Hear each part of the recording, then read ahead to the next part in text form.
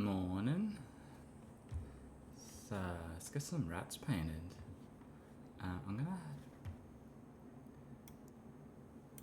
gonna try.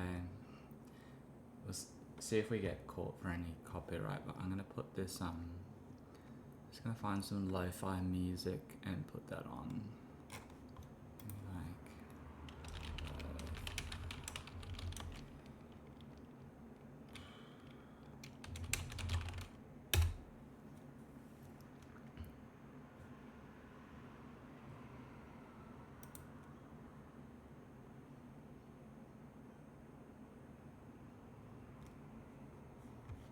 Alright, let's see how this goes.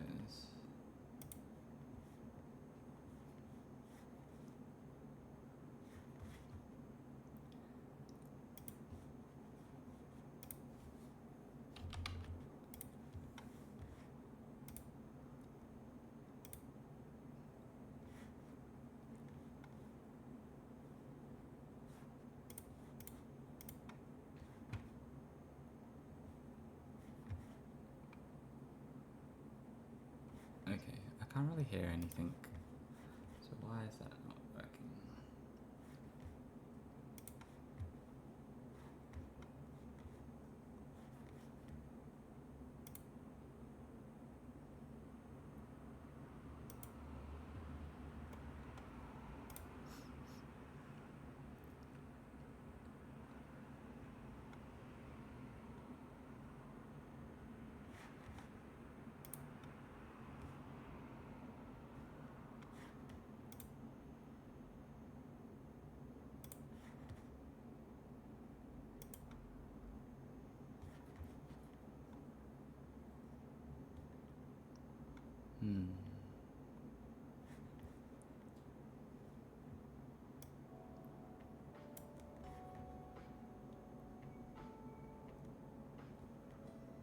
Okay.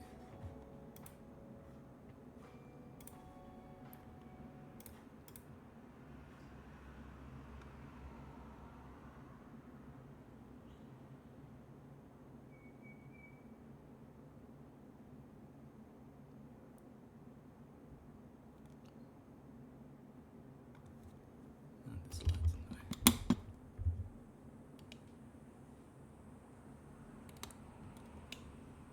Okay, so that's not.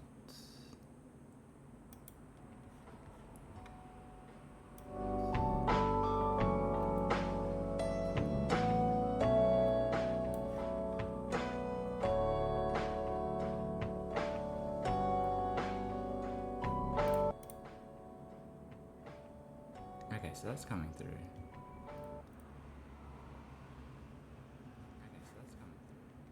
Oh, I'm coming through very softly.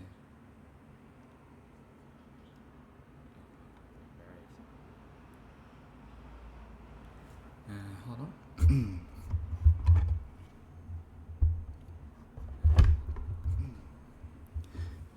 Hopefully that's better. I haven't actually tested to see how loud this is. Hopefully that's better. I haven't actually tested to see how loud this is. Does this actually increase the volume? Does this actually increase the volume? No. Microphone to headphones.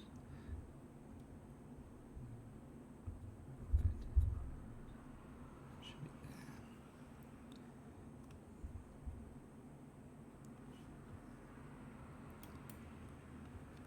I just don't know how loud this is actually coming across. I just don't know how loud this is actually coming across.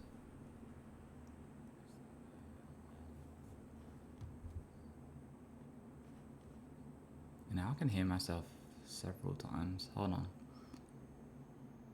Now I can hear myself several times. Hold on.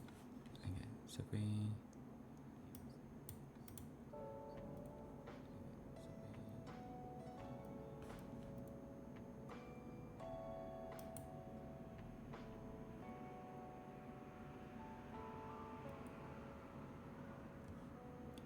So let's just try that. So let's just try that. So that can be a little louder.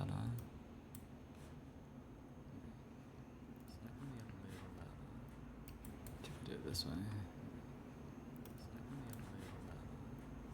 Do it this way. Alright, so just gonna testing the volume of this music versus my. So just gonna testing the volume of this music versus my. So just gonna testing the volume of this music versus my. So just gonna testing the volume of this music versus my. So just gonna testing the volume of. Alright, so hopefully the music is playing and we can still hear myself now. Alright, so hopefully the music is playing and we can still hear myself now. Alright, so hopefully the music is.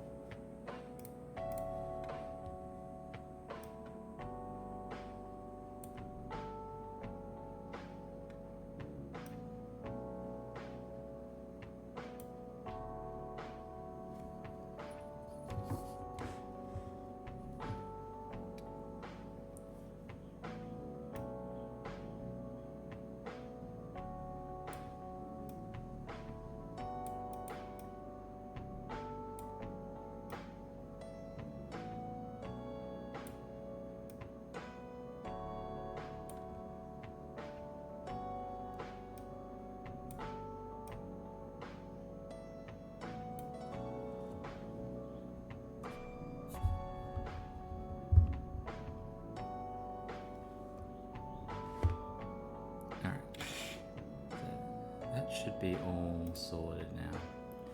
Keep that here. Had problems with the auto filter, the auto expose with the camera before, so I want to finish these guys and we'll do them sort of like one at a time and just go through all the extra colors that we want. So I've got this skin color here for the tail. So we'll probably just start with that. We might still do them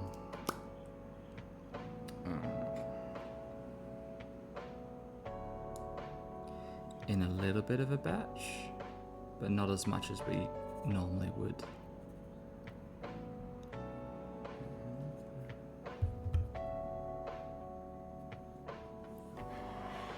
Giving myself as much space as possible.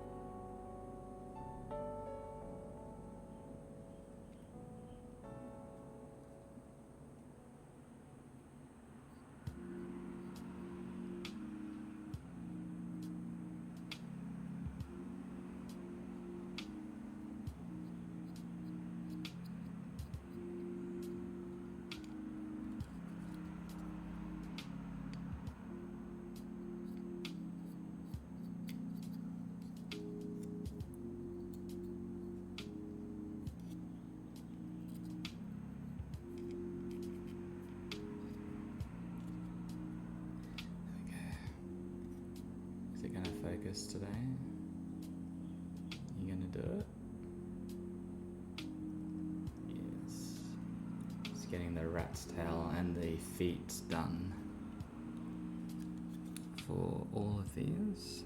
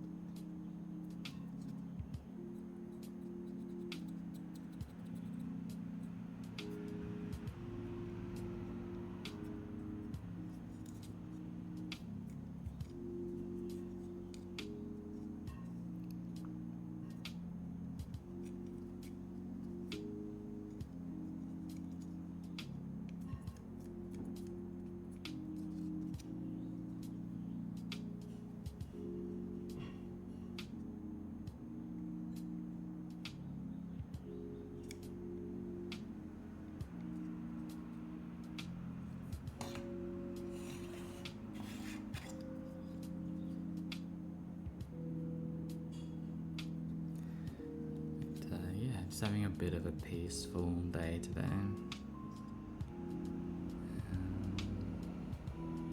What's been going on? I had the last of the 4 Crusade games yesterday. Went well.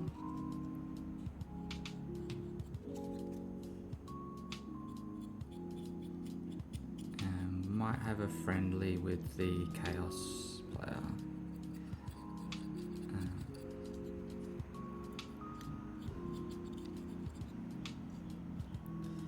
But then I think I'm gonna be done playing tabletops for a bit because I want to focus on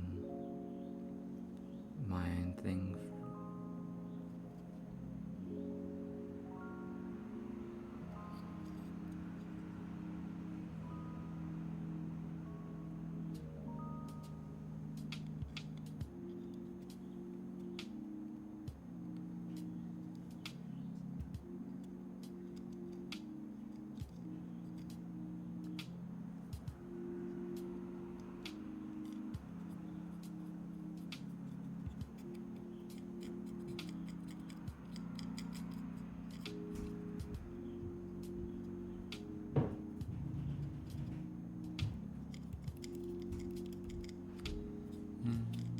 I think on a technical level it was close. The point scoring for the control areas were quite high. So I think it was 55 to 60 in the Imperium's favour.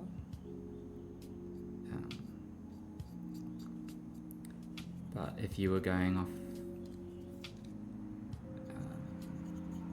kill count, I think they still had some stuff in reserves and we were all wiped out by turn 4, so not really that close.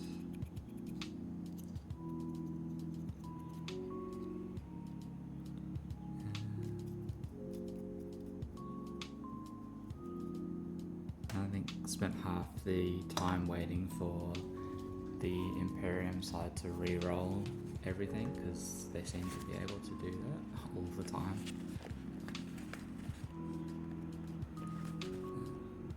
So I don't know if I'll continue playing 40k at all, because it's just frustrating. Kill Team does the same.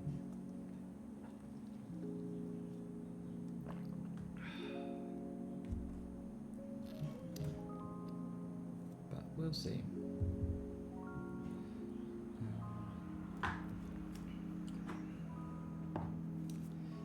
We'll make sure we do all the lever spots as well. Is this colour, which is Scrag Brown. It's very bright.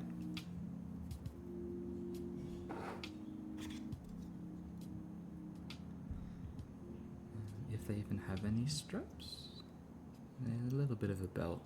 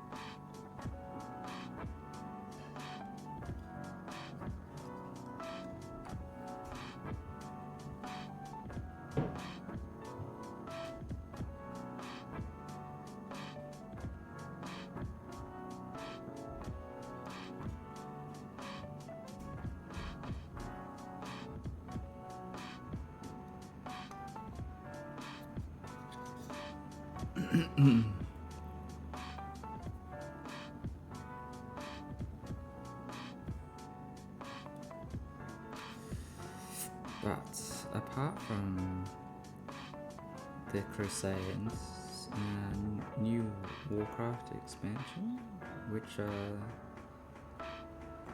so far I've just been focusing on the story. I think it officially comes out tomorrow. But me being me, pre-ordered.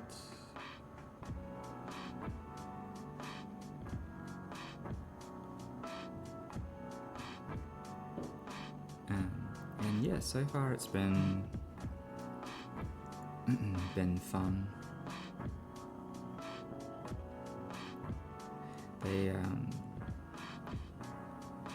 They've redone 2 of the older areas that used to be instanced off by themselves.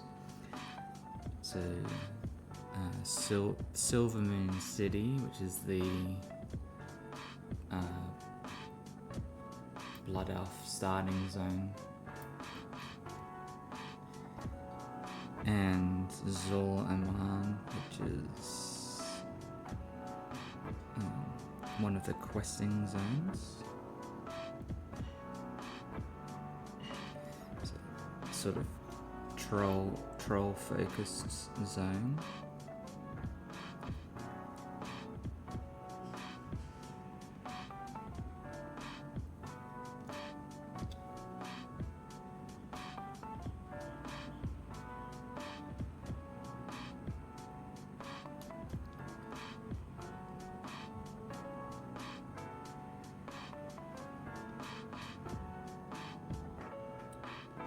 And they've done really well.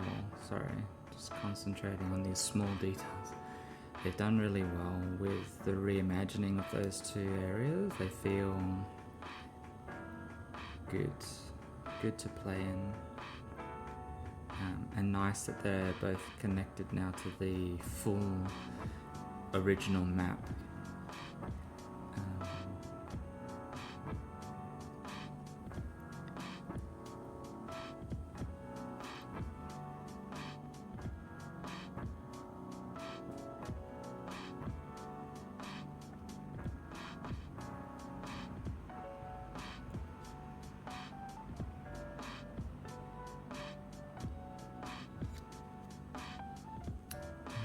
But I've done, I mean, it's very quick these days with, what do they call it? Dragon riding, flying, speed, the new flight mechanic. So getting around the areas is quick.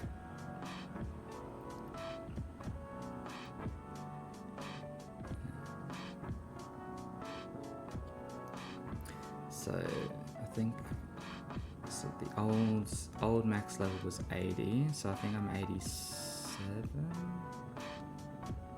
I'm just starting the actual new area because I wanted to see those two areas, so the Silver Moon area and then the Trolls area.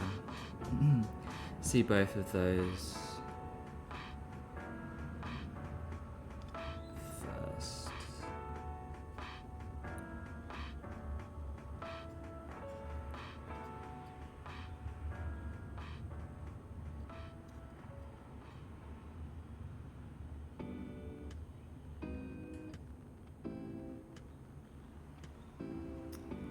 But yeah, been very surprised about how well they've redone those two zones, and looking forward to seeing what the new zone has in offer. I have a feeling you can get a new playable race, which might be fun. I'm gonna do this guy's tail. See, you can always miss bits.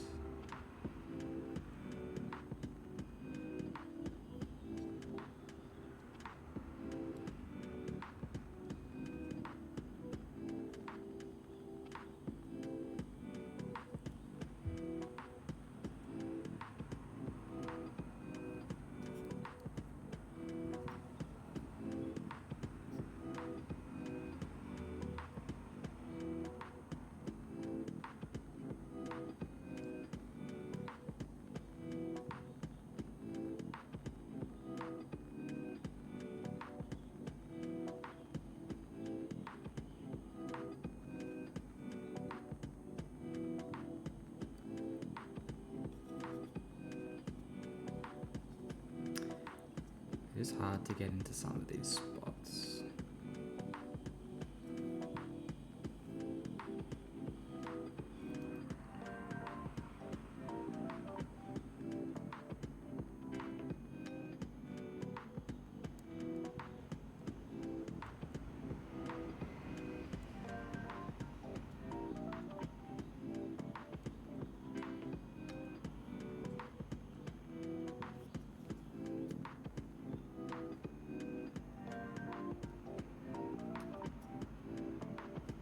That's pretty much it, and I think there's a strap here, isn't there?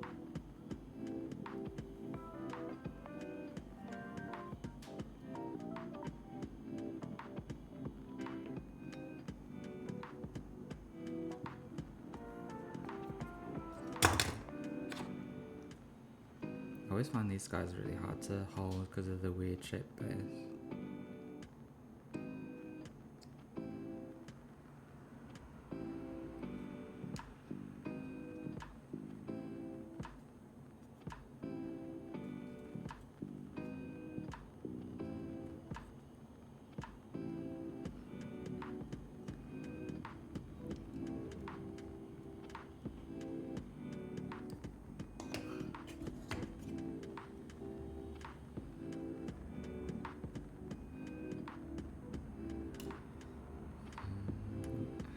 What else have I done in Warcraft? So the two areas. Done a few of the new dungeons. They're okay.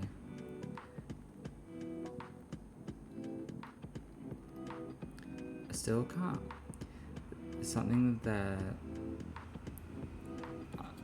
I can't put my finger on that I don't like about the combat, but I have a feeling it's you press so many different abilities just to take out like one enemy, and then when you're doing that,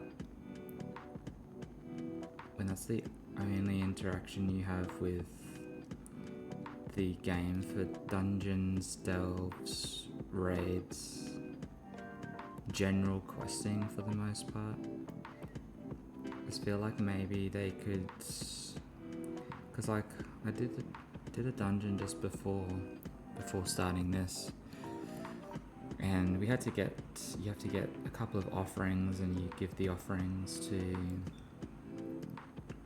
one of the deities that the trolls worship, and then you can fight the boss. But there's so much like trash in between getting those. Like if they just made it like a puzzle, or I don't know. Say like one guy was protecting it, and you just had to defeat like one dude instead of like going down a whole pathway and defeating all of these little guys, which kind of take up time, but they don't give any, like, you're not getting any good loot out of it. You might get a little bit of gold, but that's probably going to just cover the repair costs of the dungeon. I think they need more mechanic-based solutions to dungeons. Obviously fighting the bosses, but instead of just hauling through a heap of trash mobs, they need something else, I think.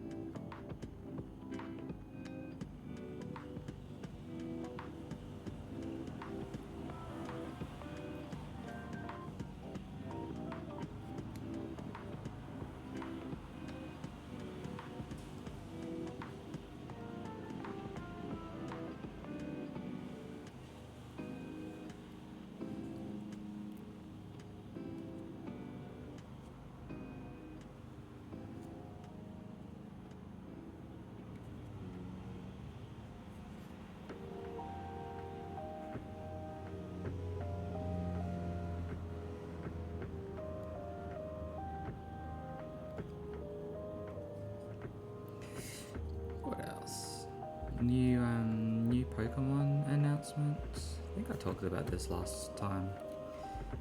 I mean, I still feel like, well, one, would have made some easy cash saying that it was going to be Switch 2 only, which really wasn't a surprise.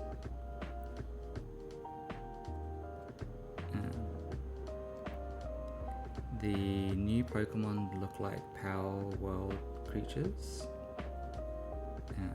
It's almost as if they've just decided, instead of fighting them, just to try and steal their design. Because I feel like they resemble Power World's creatures more than they do Pokemon. Although when I've seen them drawn in 2D, they look like Pokemon.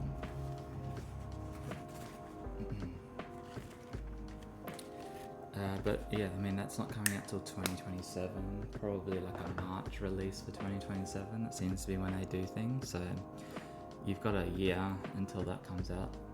minimum, probably.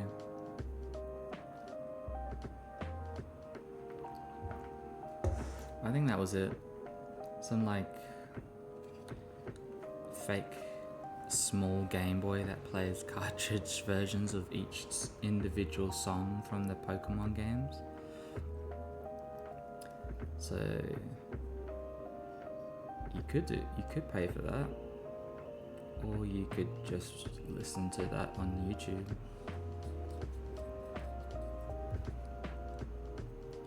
Doesn't seem like it seems like a product that shouldn't do well but will do well, because Pokemon, like proper Pokemon fans,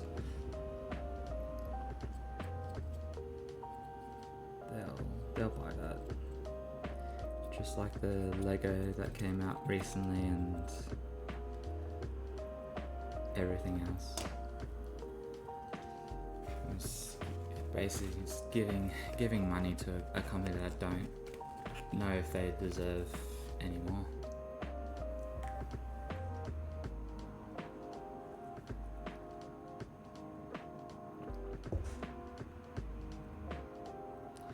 With the exception of, and I'm lucky enough to do this, with the exception of the Nintendo Worlds, I think they did a really good job with that.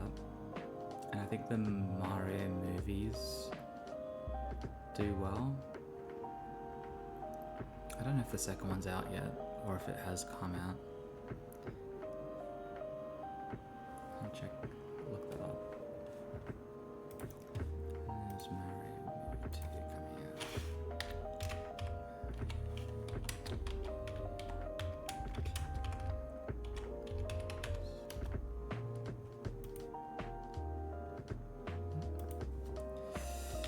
coming out.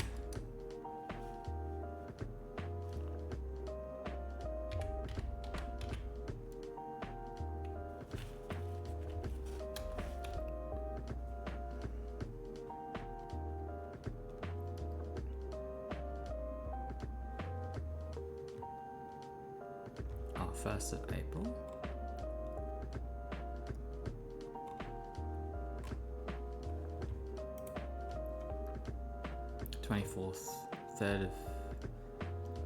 Third in the US and April 24th in Japan. Okay. So we'll probably follow the US release then. So that's fine. Have these guys had the?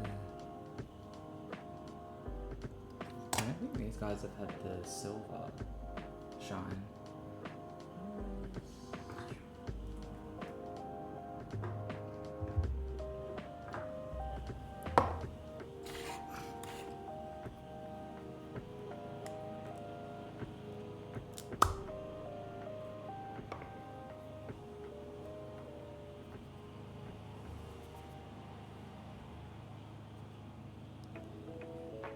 Silver's really hard to see on the palette because of the water. It makes it difficult.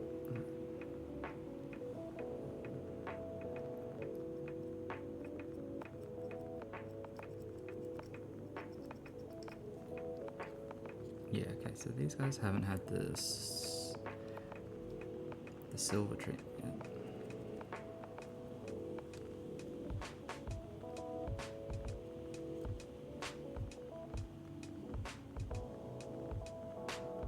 I was wondering why they looked a little like everything still looked a little dull.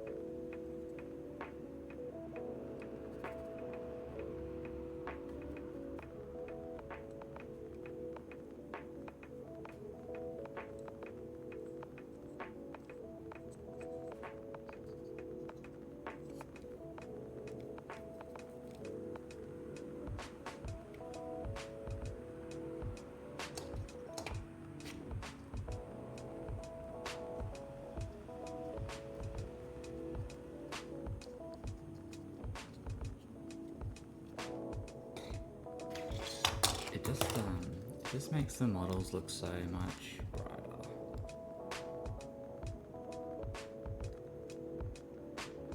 Come on, camera, you did it just before.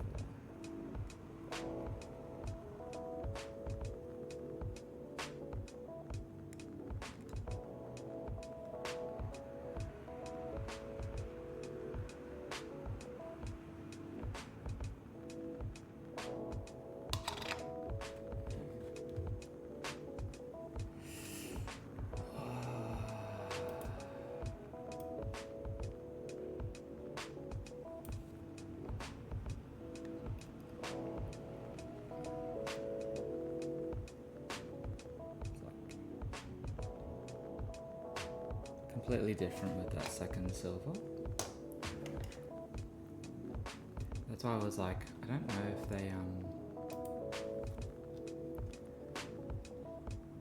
I don't know if they'd had the treatment, the silver treatment. Obviously not. Missed out.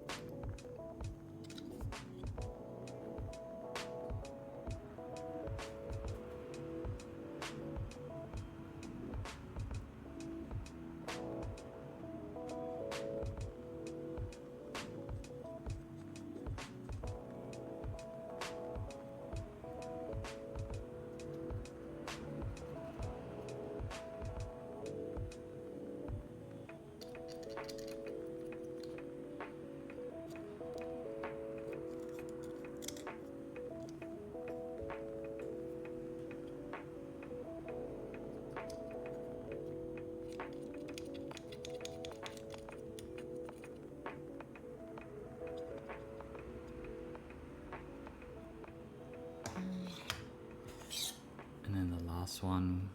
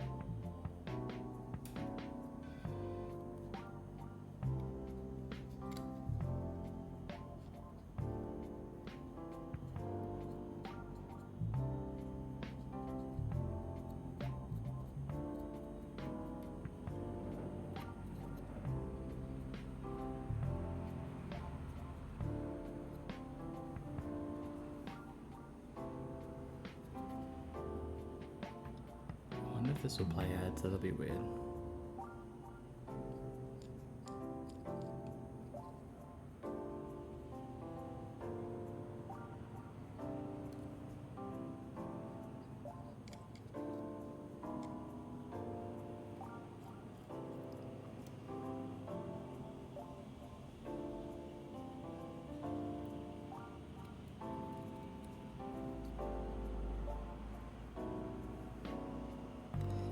With some of the small spikes, there's really not too much reason to do like 2 different layers, so we'll just paint these with the brightest one. The brightest silver.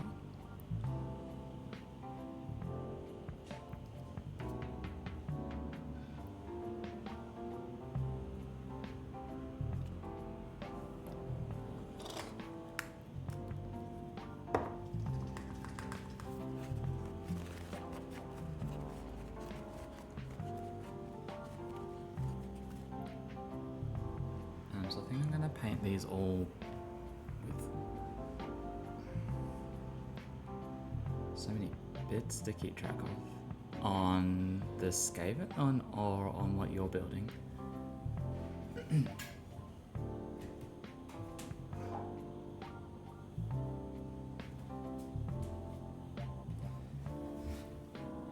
Oh yeah.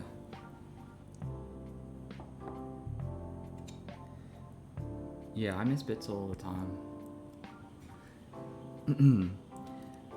Because what I'll do is I'll still mark things as finished once I believe that they're done, but then at the end of the day I'll go through every model and then just make sure that I haven't missed any noticeable bits and do it that way. But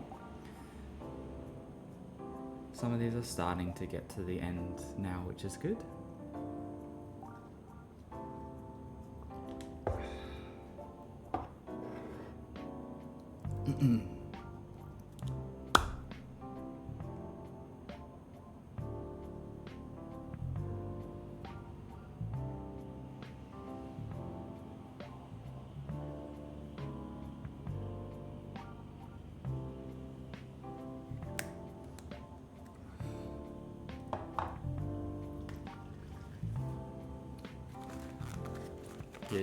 Did the extra rest help out any last night?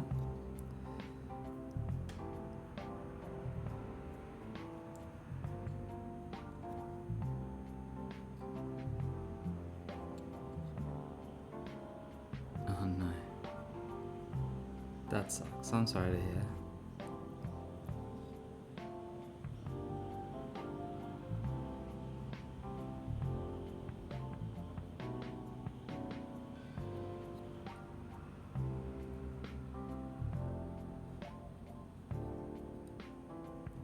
Well, I've got chill music on I've got chill music on and most people say that my voice puts them to sleep, so if you feel like you need to go have a nap or anything, just go for it.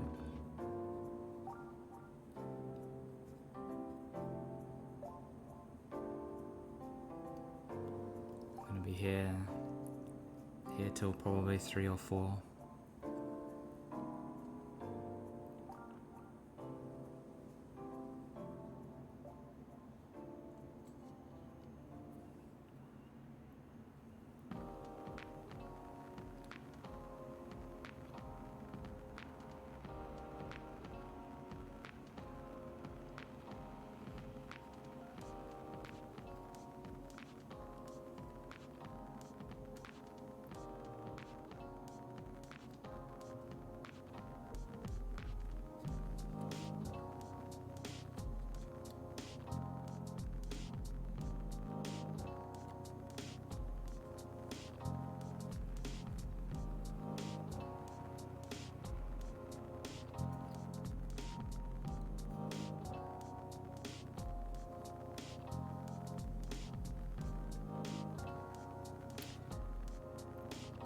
didn't end up taking a picture, but I saw someone at Vault yesterday that had,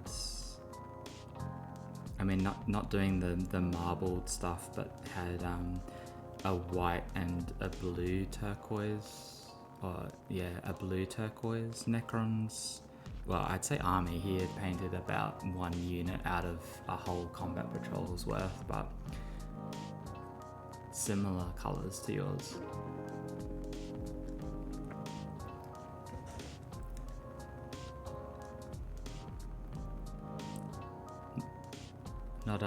Not nearly as well painted, but you know, it's probably rude to go into someone and be like, hey, a friend of mine has the same colours and his is way better.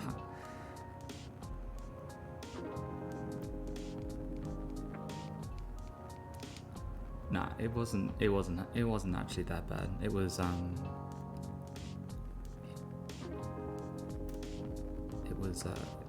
actually not too bad. Just making jokes, but yeah, it's a cool color. And actually, the guy he was versing Death Guards. He was versing Death Guards, and he had a more turquoisey blue than mine, but all of his were blue, and he had either printed or bought like these big sailor anchors, and was doing a more nautical themed Death Guard army, and it looked really cool.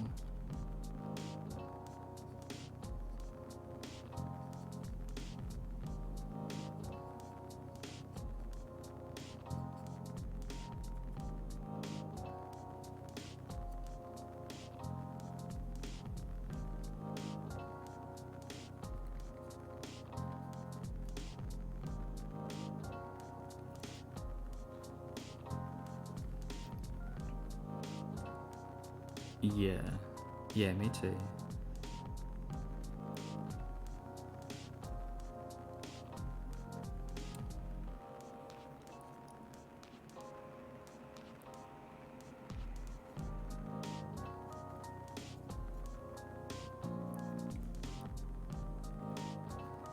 I just never know what to, like, I can come up with themes, like I'm good at themed stuff.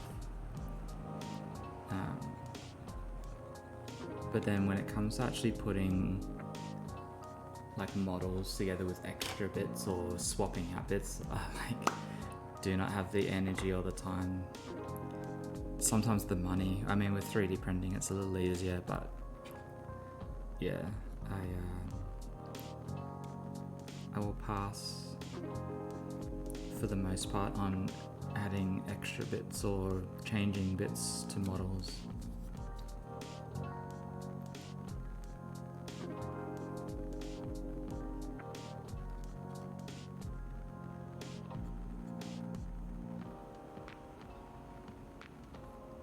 I much prefer this part, the painting part.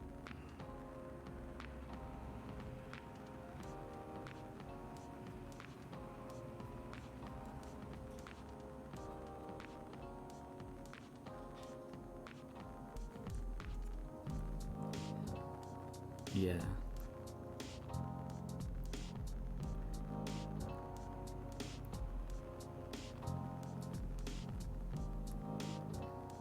I do like building too. If it was to go in order, it would be painting, building, collecting, playing.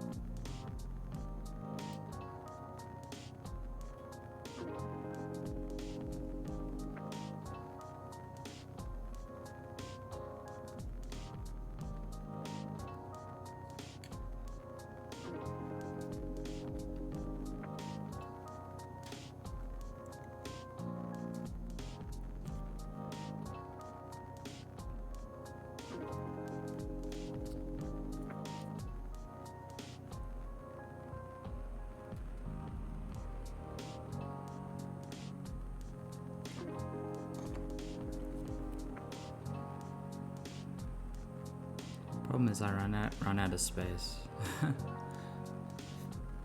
And I'm, at the moment, not that I can do it with everything, but I do like to have things out in the open rather than in boxes, which I know isn't necessarily good for the models because they get dusty, but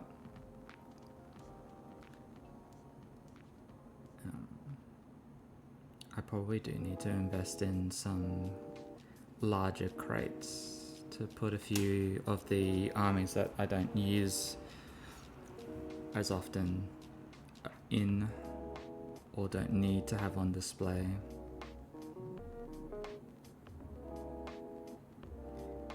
Either crates or army boxes or something. And I know you've got some good ideas for that. So when I do actually have the time to plan it out, I'll come to you for that.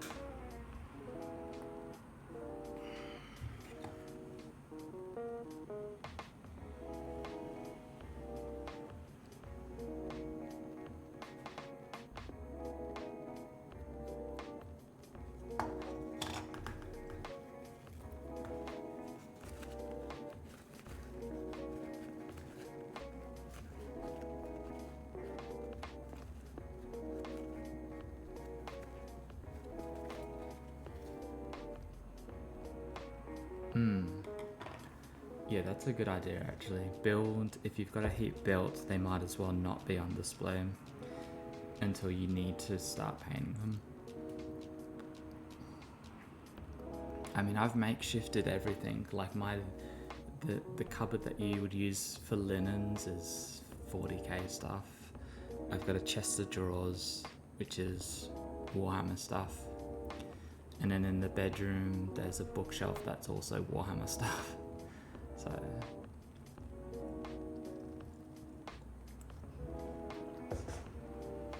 including supplies, paints, materials, that kind of thing.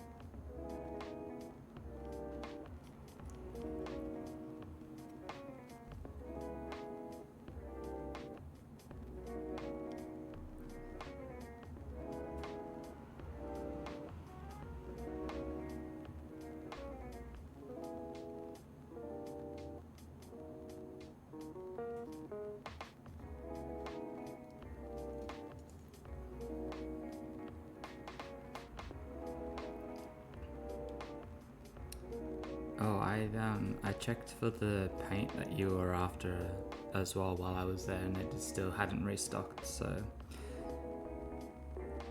I don't know if that's changed.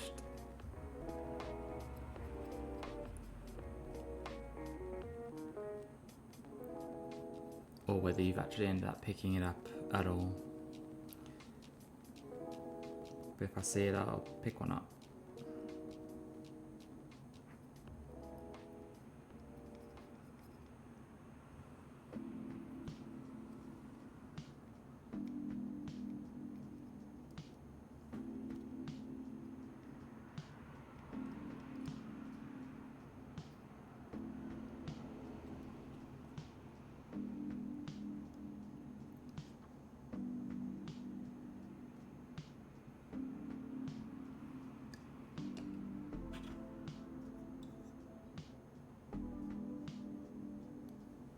Yeah, fair enough.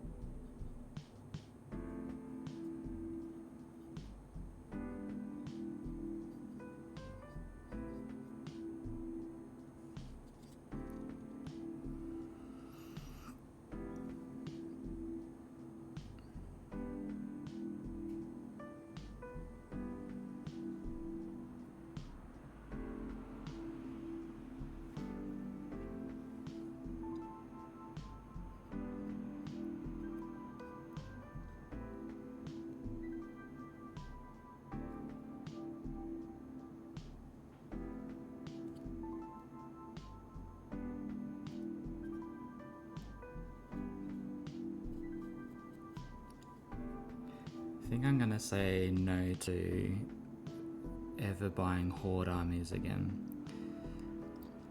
because they do take way too long to paint.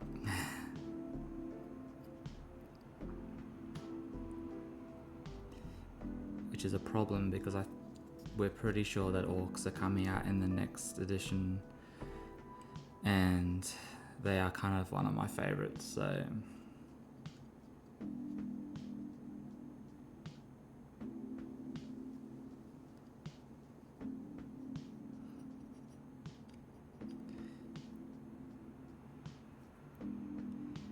but maybe Chaos Knights I could get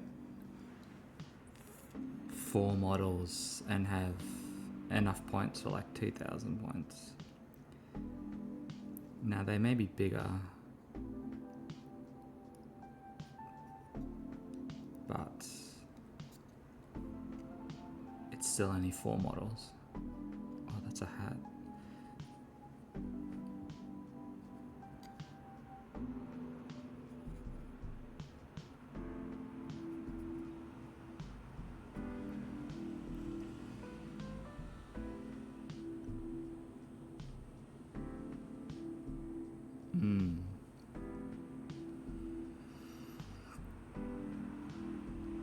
Yeah, that's true. I was literally thinking this while I was setting up the stream. I was like, if the orcs do come out and they have like the equivalent sort of Leviathan starter box, I probably won't get it. And although it is very good value, usually, I think there's something that I've missed out when I've been collecting the other armies. Well, maybe not so much the Death Guard, but say like the Skaven and the Tyranids. Yes, you save a lot of money, you get a lot of new miniatures straight away, but there's nothing, you're not collecting anything. There's no, like the enjoyment of getting something new is in one big box. And then that's it. At least for the meantime. And if for some reason you're not enjoying collecting or painting them at that time, then they're just sitting around doing nothing.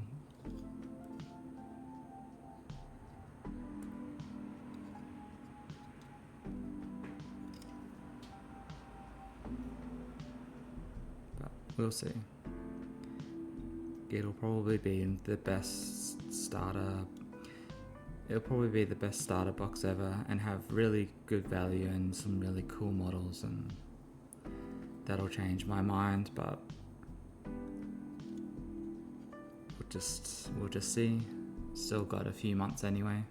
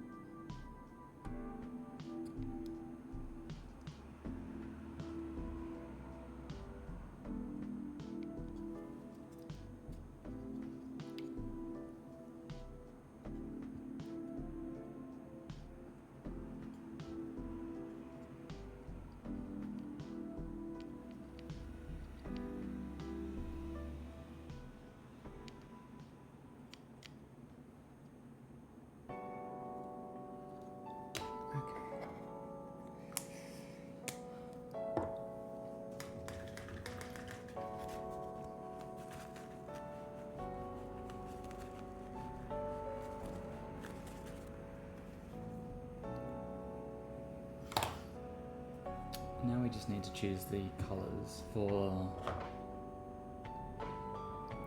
the fur. I think this is one of the new. I picked this up. It's a little more red than I think I need it to be. It's called World Bearer's Red, but it is very brown. I'm gonna give it a go.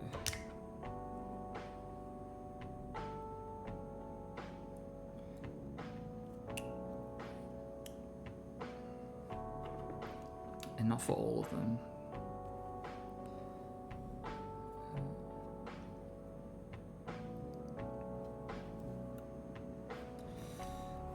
Let's do like this guy.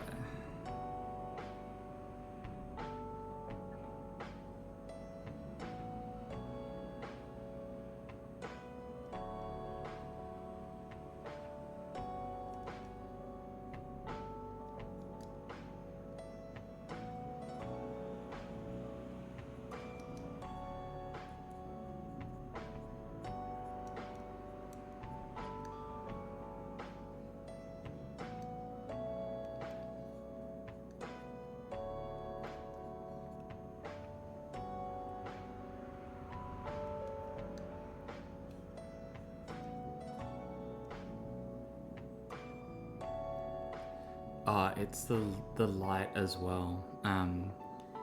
See if it'll pick up. So I'm gonna.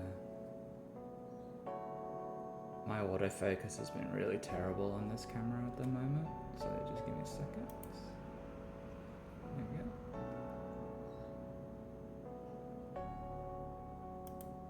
we go. Yeah, even without the light, it is very orange. Yeah, it's more, I guess, more of an orange.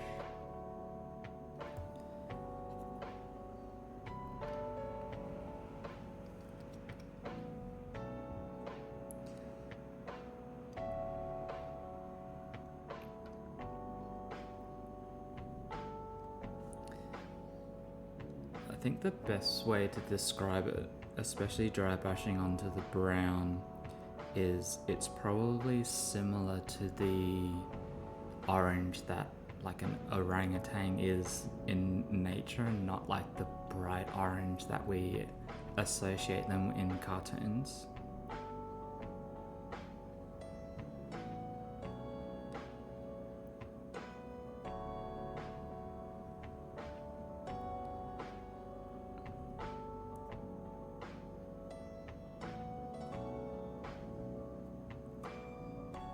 Because I know they have a very vibrant orange color, although only seeing them in zoos.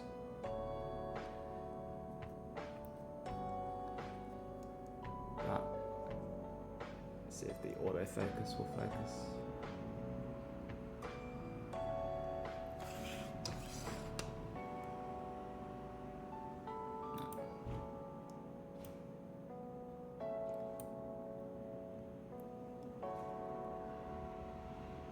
It's very orange.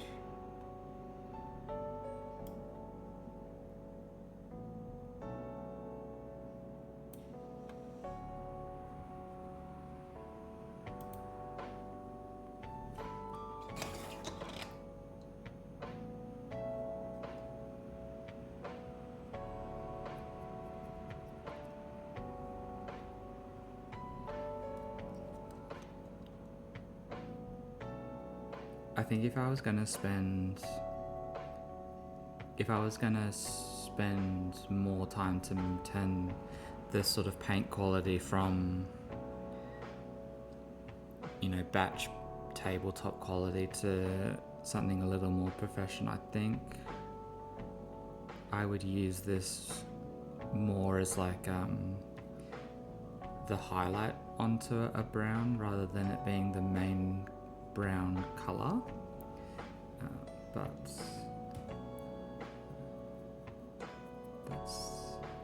it's still looking good.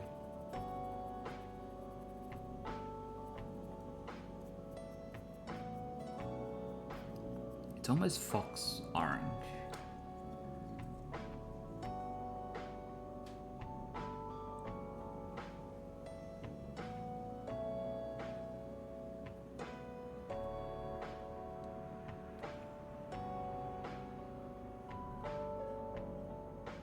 Wait, I don't want them both to be the same color.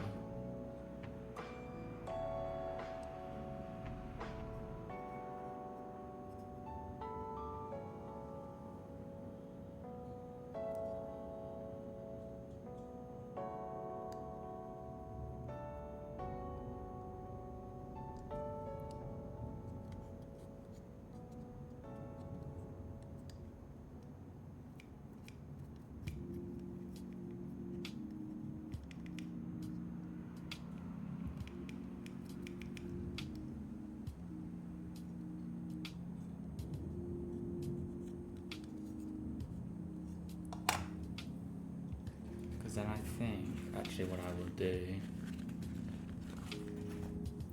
is we'll take the color that I've been using. No, that's not one. We'll take the color that I've been using for the skin, which is Bugman's Glow.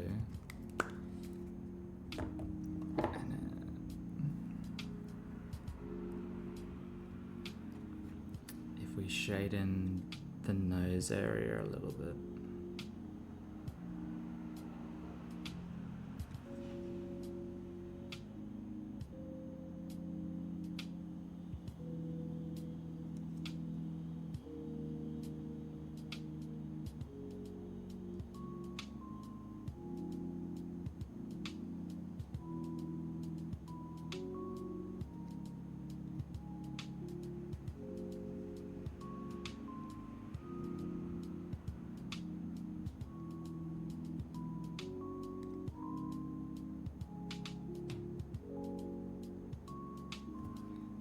And then there's a bit of separation there between the colours.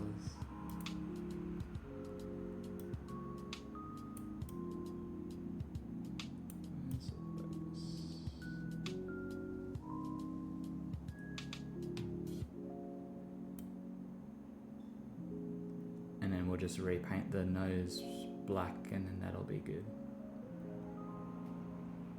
We might do that with the hands actually.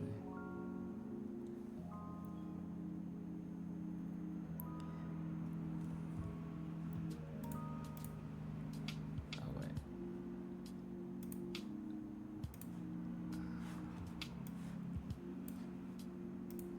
I still want the autofocus on while I'm painting. I'm gonna have to do some research on cameras that are good for that'll pick up miniatures a little better.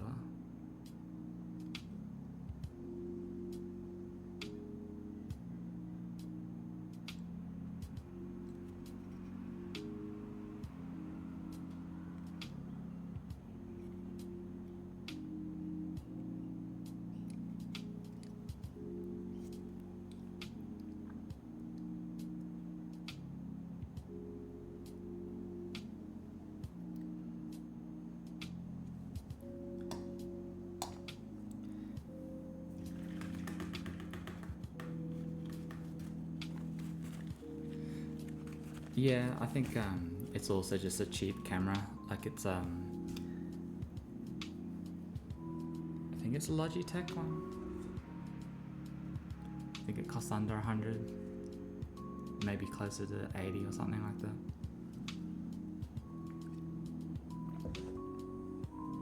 I mean, that's fine.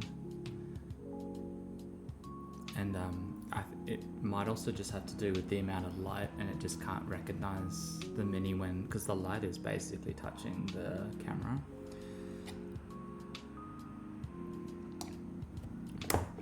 So let's just get all of our skin, or our intended skin tones.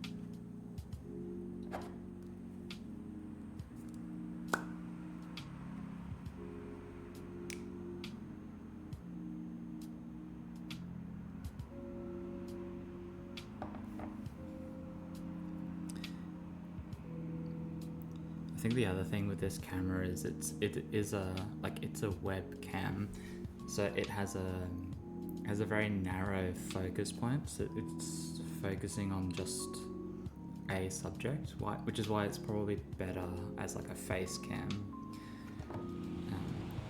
Whereas if I picked up a camera that had a wider focus, then it probably could be in focus for the majority of, moving the model up and down. Sometimes it works though, and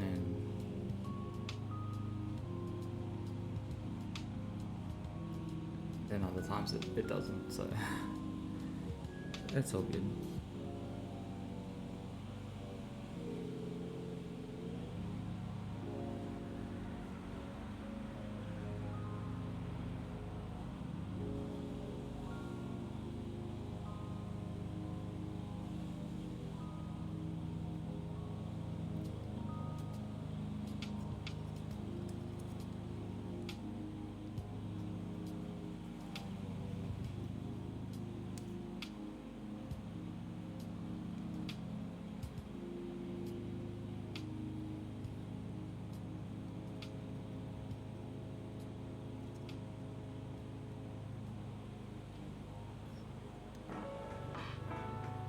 I also don't know if what I just said is actually accurate either, but I guess I'll do some research and just see.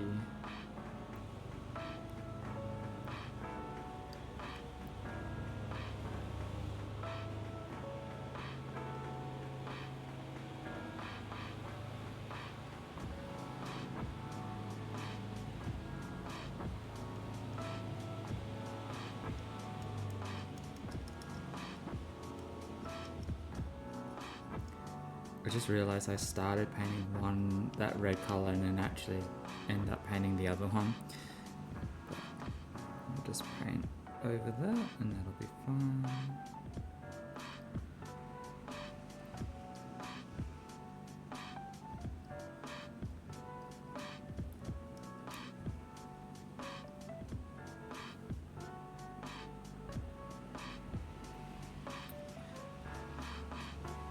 Had any more thoughts on what if you'll stick with the box art colors for the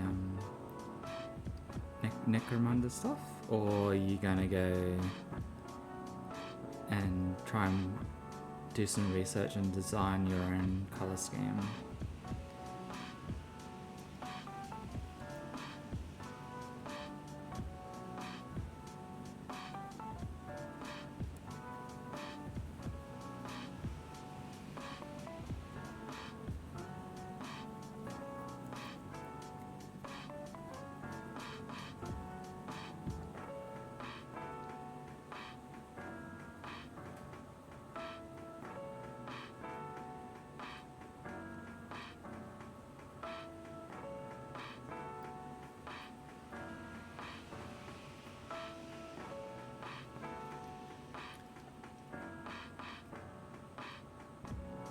Yes.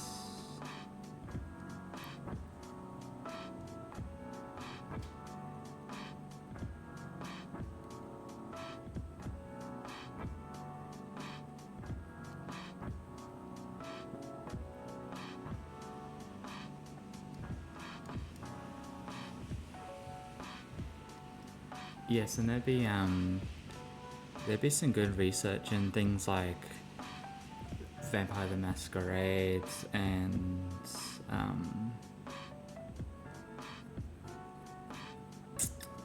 I guess like the Blades comics and things like that.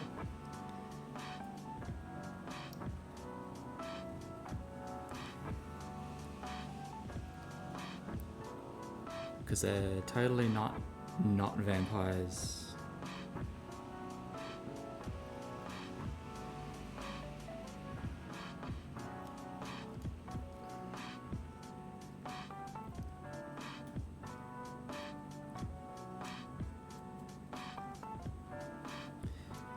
I mean, all of the characters in those kind of things are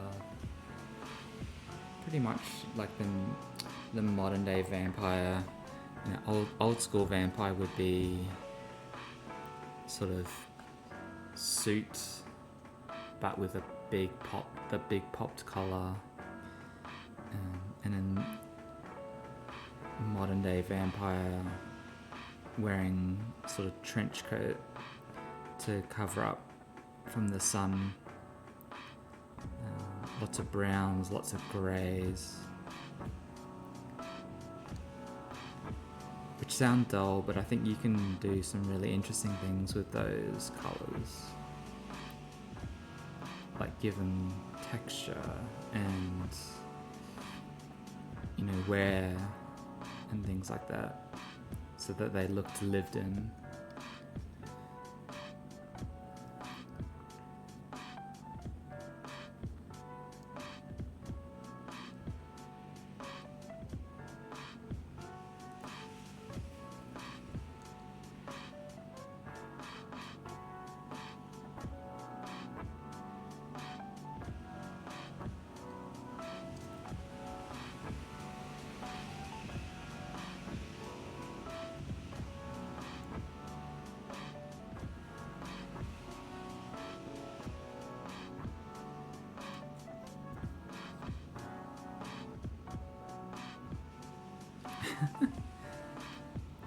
I have no idea if there actually do have any vampiric properties. I'm just making that judgment call based on what they look like. And I'm guessing that's like, as I said, that's typical new modern age vampire look, is big trench coat to hide from the sun. So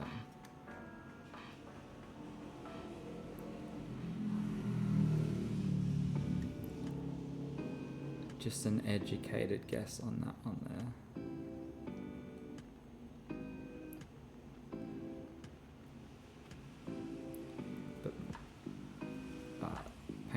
But painting wise, you've got vampires, you've got pirates, you got a lot of reference from a lot of sources that you can use to look up different types of leathers and things like that. That's what I was going to do. I was going to look up, see if I could find that model that I've painted up with leather. I think it's in the cupboard.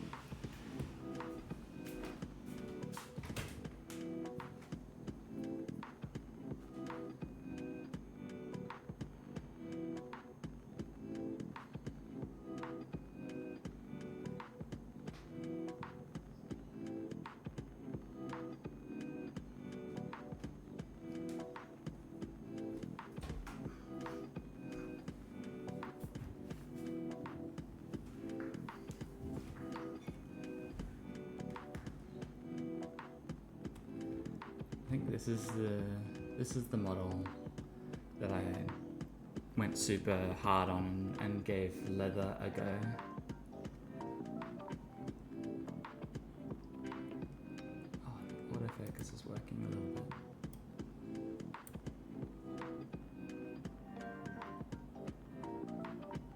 He's a bit dusty.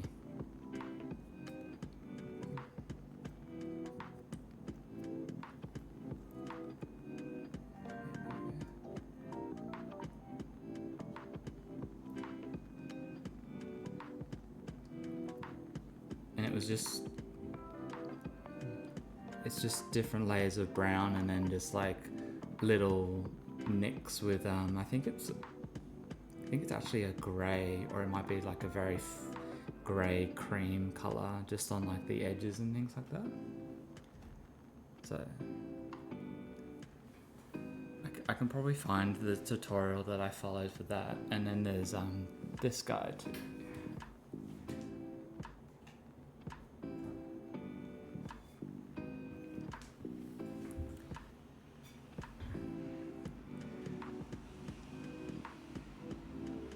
Same thing on the holster if I can find the focus point.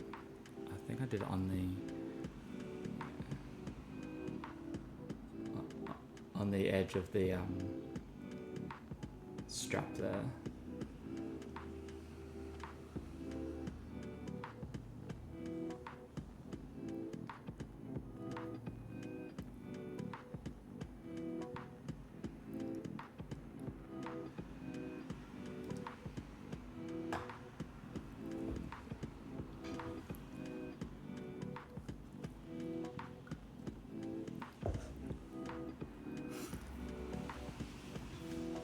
Oh, the power fist? Yeah.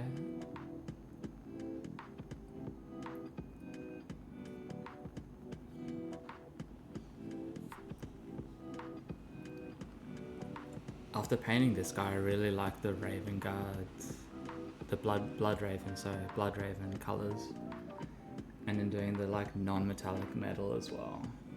That was a lot of fun, but it doing this quality on a Marines army would take forever. Next. Yeah, I definitely learned a lot on that guy. There's probably heaps more to learn as well, and time, like not having a time constraint if I do something of that quality again, I think will be fun. And like instead of spending like a few weeks on it, spending like the whole year on one piece.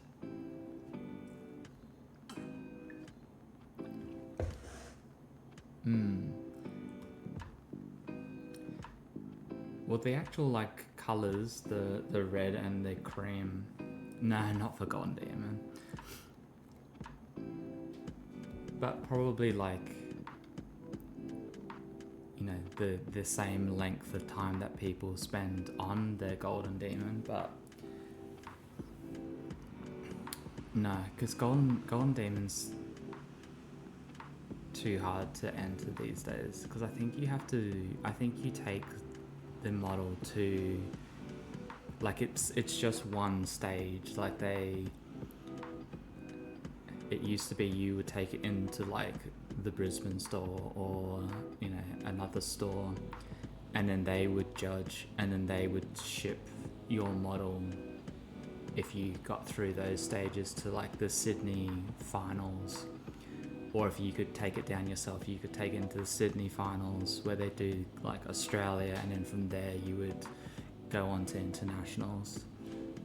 But I think now they just go international, so you have to be at the event, and it's usually in either America or Europe.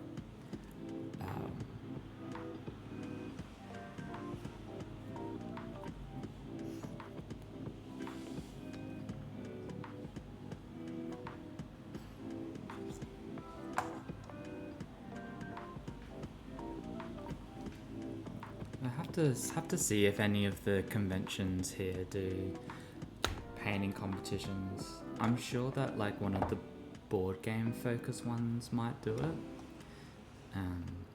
but I haven't attended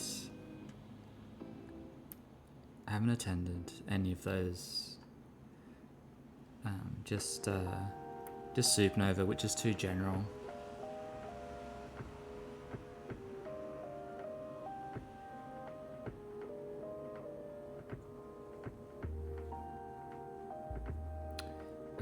Yeah, I mean, I'd have to look into it again.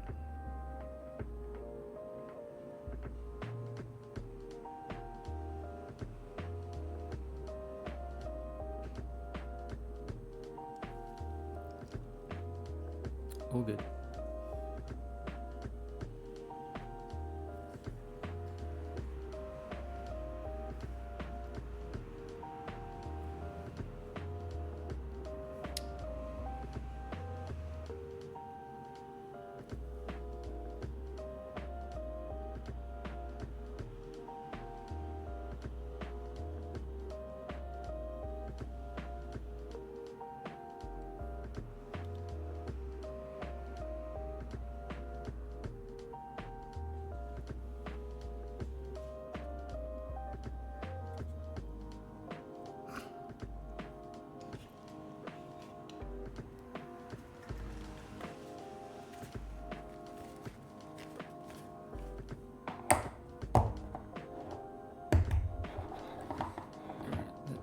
Let's do a grey. Do some grey on these guys.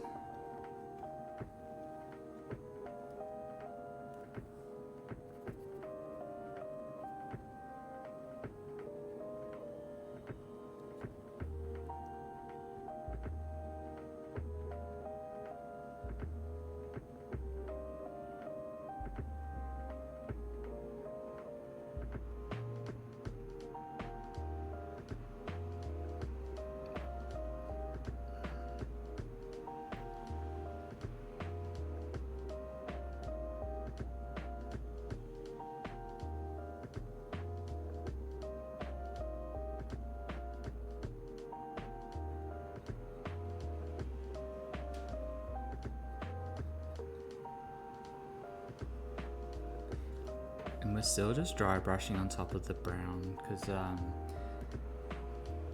the brown will be a little less.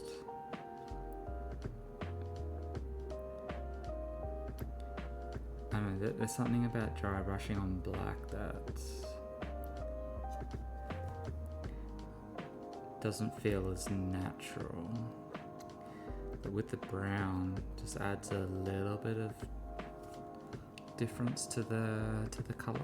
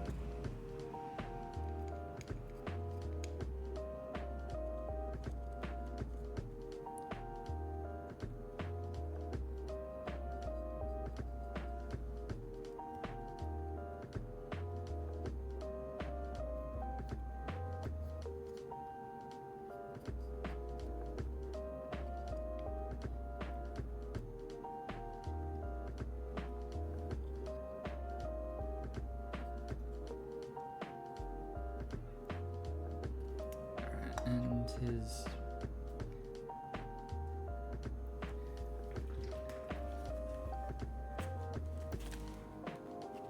mates can be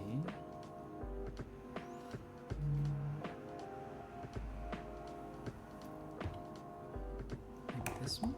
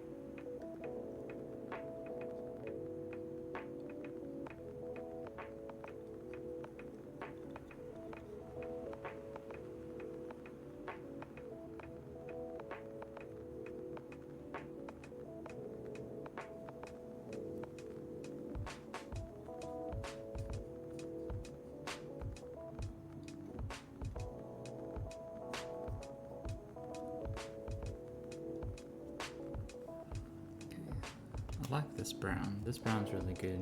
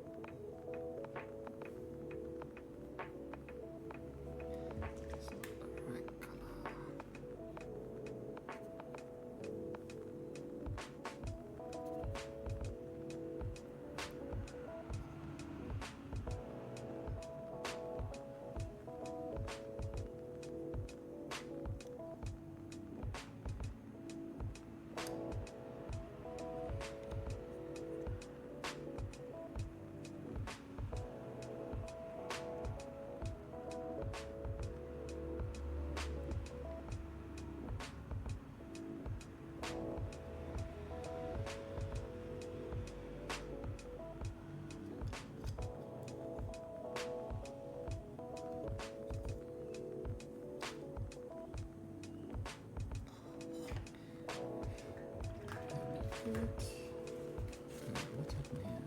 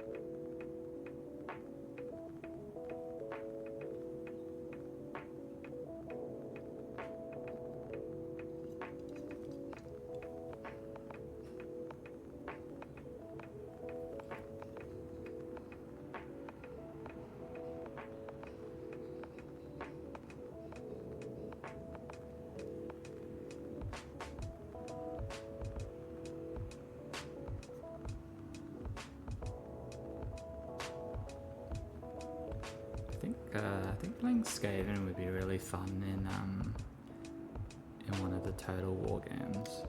You know, just have like a horde of rats with all this like guns and warpstone energy, and yeah, I think it'd be cool.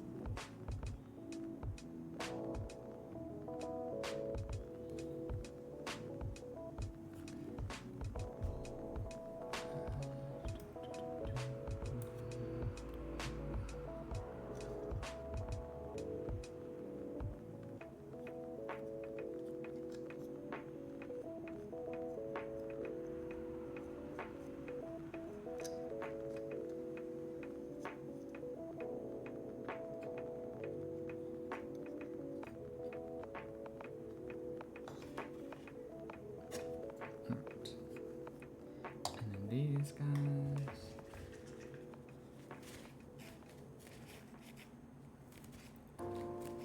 How's it almost 1 o'clock?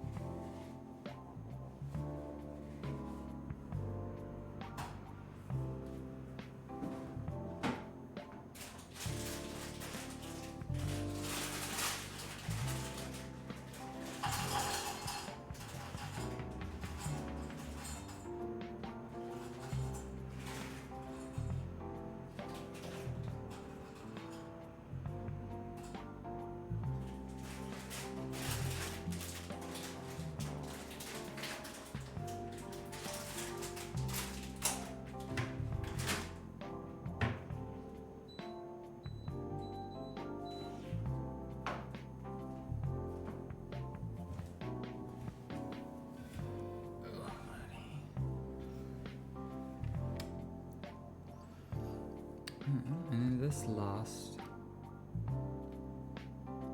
set, I did like this brown, so I might do this for the back one.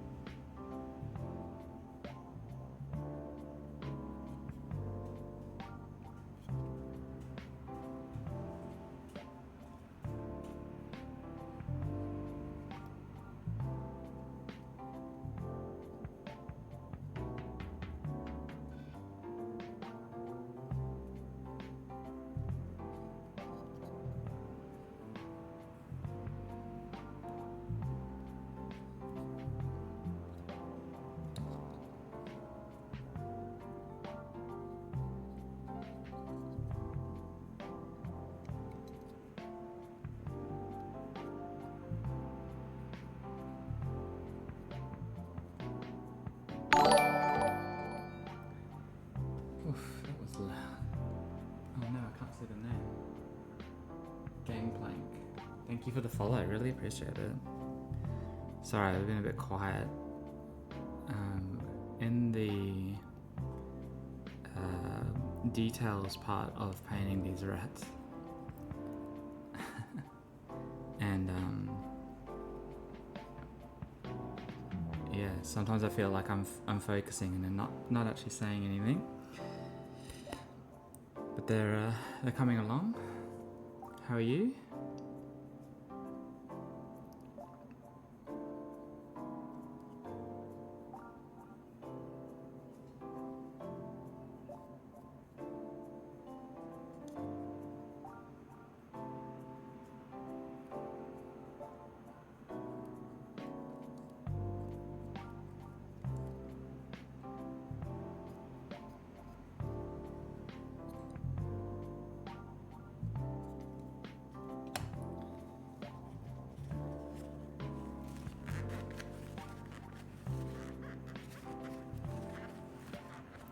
That's good to hear.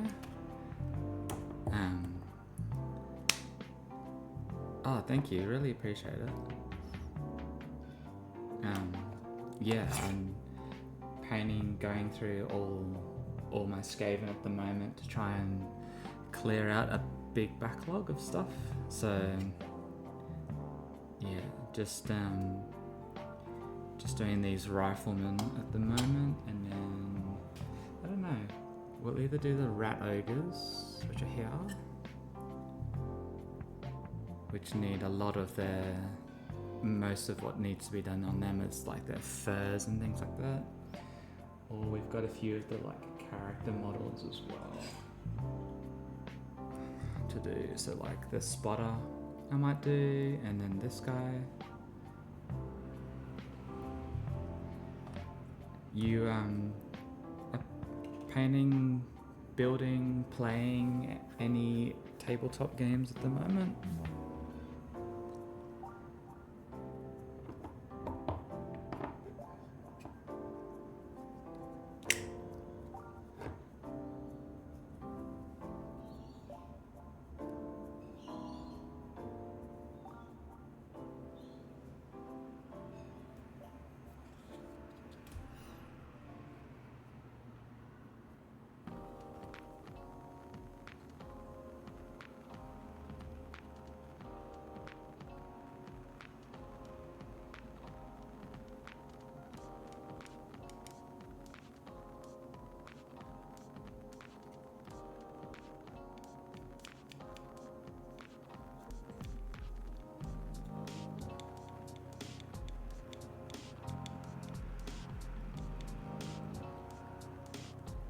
Just starting.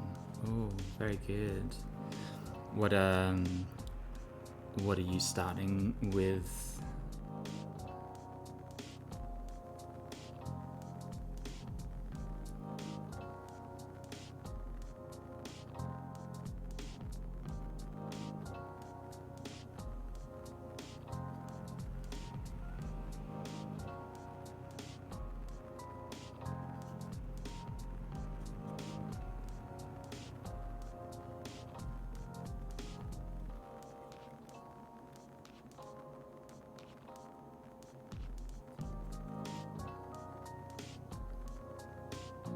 Ooh, Inferno Kit, nice. And are you going with the traditional blue, or have you chosen another chapter's colors to pick, or are you doing a custom chapter?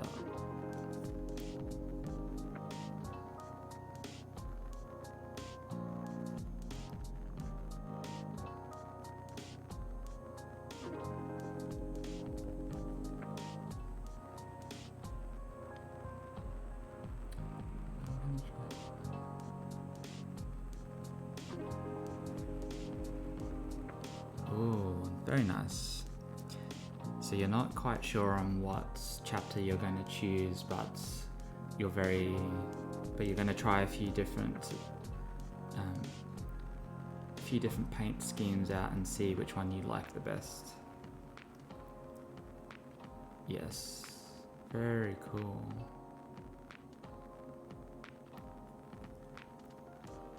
I'm in that predicament at the moment. I thought I was going to be painting the Marines that I've still got to build, so there's no rush in choosing a color, but I thought I was going to do Black Templars, but in a... I won't play Space Marine for sure. No, fair enough. Yes. So I thought I was going to paint my army Black Templars, but with a bit of a twist. So sort of more golds and reds. And then I painted a Blood Raven for a different project. And I'm kind of liking that color too. So I don't know which one I'm going to choose. And they're of different time qualities as well.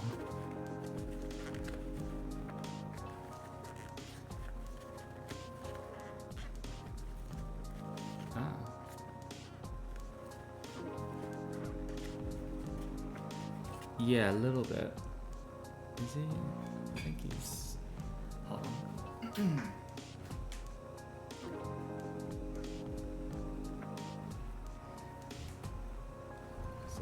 kind of these colors.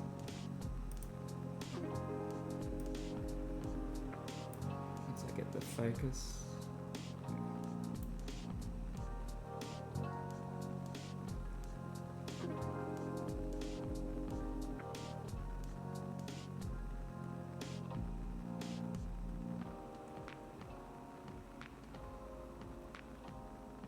So something in that realm. So still the black with the deep red, and then the gold cloak, and I don't know, gave the power sword a bit of a flame look to.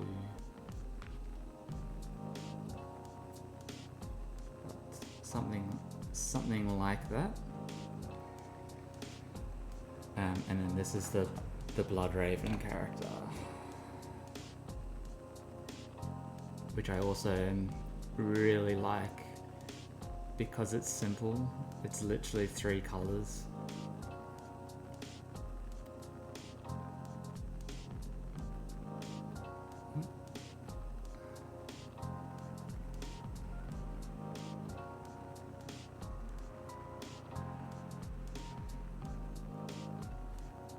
Well, it's all practice. I don't do, well, I've done one competition and didn't get any placements on that, but that was an online competition, so a little harder to enter because it was all done with, you'd have to take a photo to enter. Not that that's the excuse I'm using for not placing. There were some really good entries in that, so no, I don't compete. I've thought about it, but I just like painting for myself.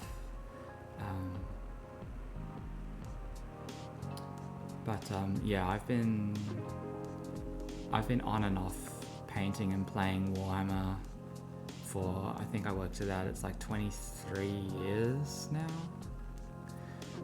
So it takes some time, just practice, learn different techniques, and you'll eventually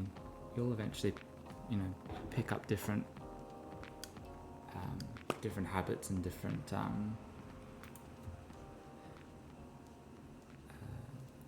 techniques to help you along your way with painting your own miniatures.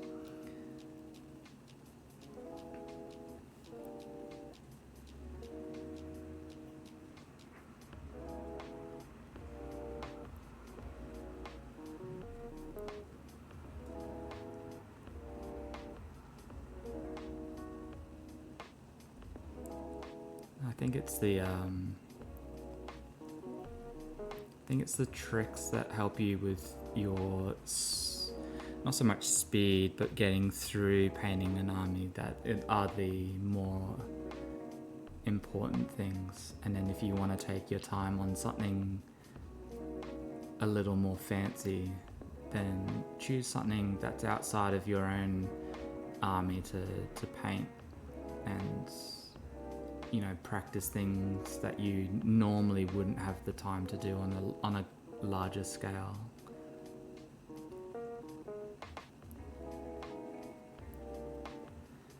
Like, for example, on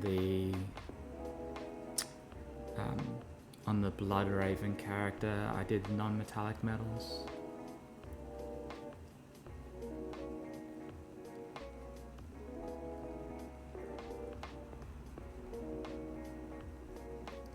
Yeah, so I did non-metallic metals, and I did it's called zenithal highlighting, but using that as a reference point for a light source. So literally spray undercoating black and then spraying from a specific angle white undercoat to give a light source, and then using photos to use as reference to paint different light sources,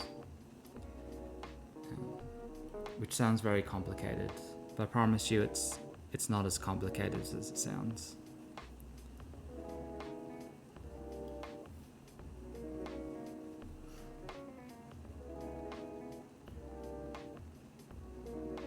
but it's definitely something that I wouldn't do for like a whole army.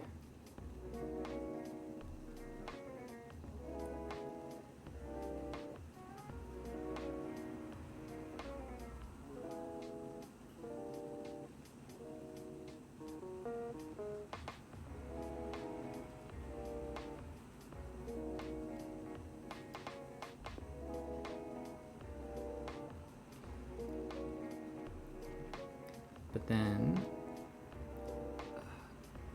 outside of painting and playing Warhammer of a variety of games, I'm in the middle of designing my own.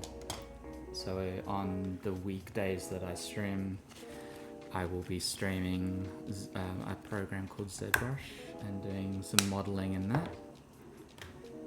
And making things like actually it's not up, but making things like this.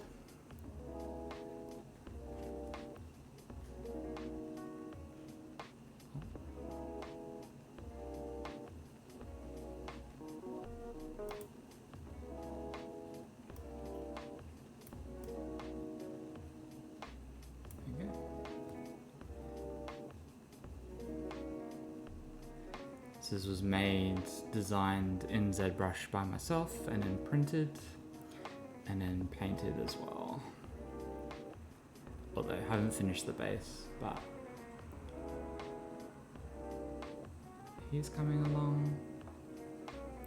I mean, it's in early development. I've got probably about 15 pages worth of actual rules written out, so we're 6 months to a year out before it's actually finished for a test. But these are some of the miniatures that I've been working on for that. This guy's still needs a lot of work on the paint job. So he's a 2-part model. So head and body and tail.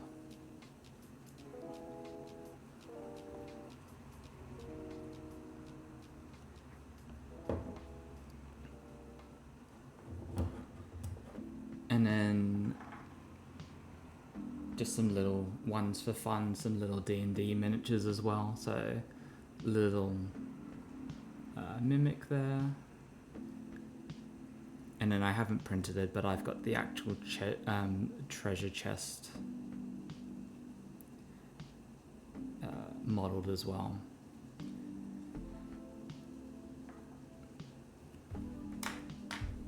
So yeah, it's slow progress. It's just me doing that. We've got the Discord for people to join for the community, and then just usually every month. I'm not sure if I'll change these days, but at the moment it's Mondays, Wednesdays, and Fridays. Streaming for a couple of hours in the afternoon and making more miniatures. So yeah, it's coming along. Little project of mine.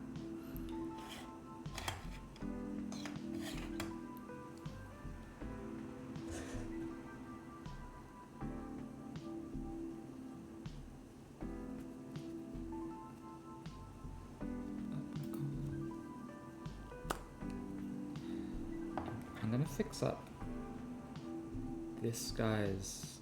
He's actually got a little cloak, so I'm just gonna like head thing. So I'm just gonna repaint that.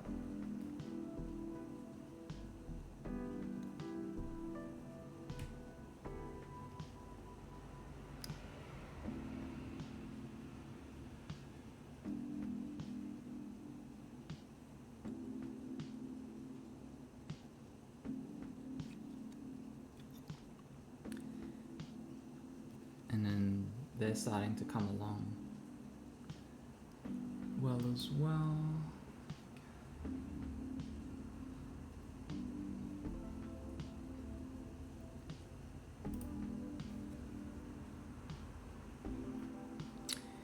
So we just need to do the eyes, and then there's a little bit of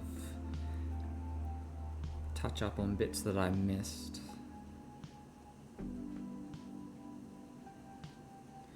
Oh, and the nose. The noses will be black too. So I need, or yeah, we'll go. We'll go actual black, I think, for those.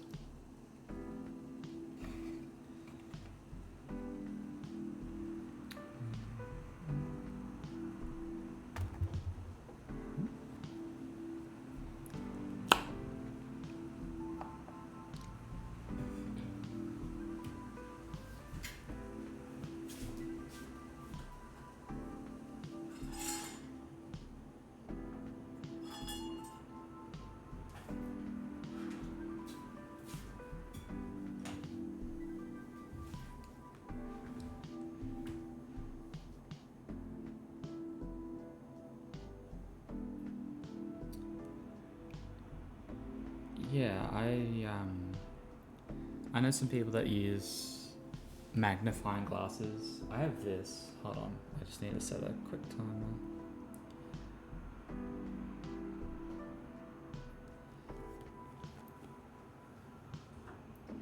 I don't know if it'll show up. I've got this, which just clips onto the desk. It also has a light, but it sometimes trips out. I think I'm pretty sure you can buy something like this on Amazon.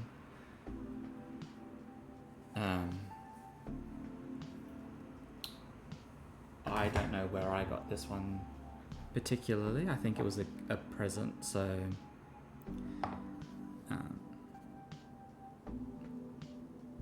but any sort of novelty gift store might have one, or as I said, just have a look on Amazon. You should be able to find it.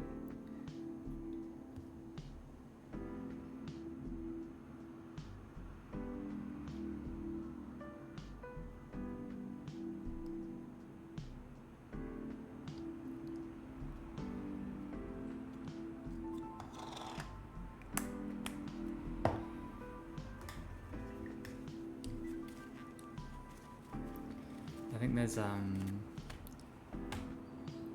two things that definitely help with painting. One is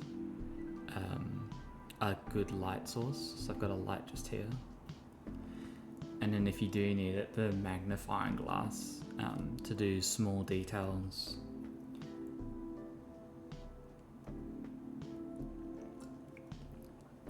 The only thing I would change about this light is that it's not...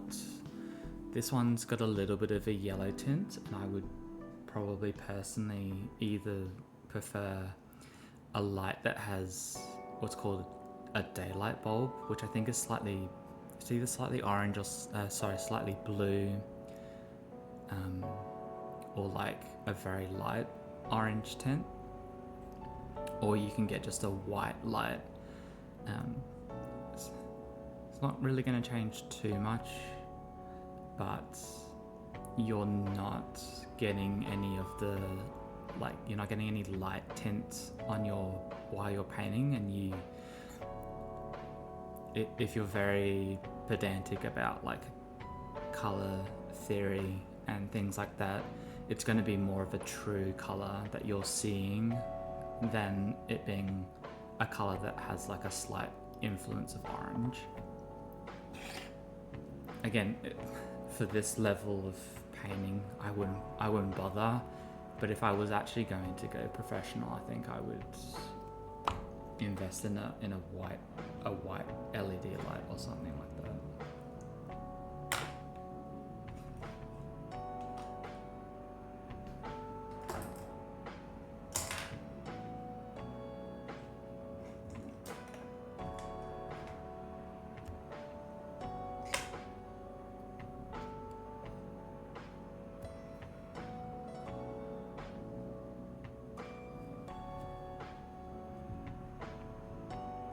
See if we can get these eyes without ruining the rest of the paint job.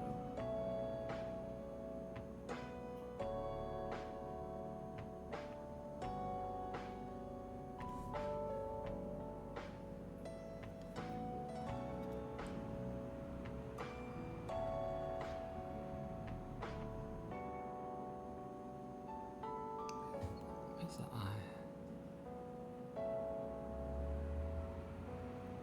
Oh, he's got his eye closed. Okay, that's fine.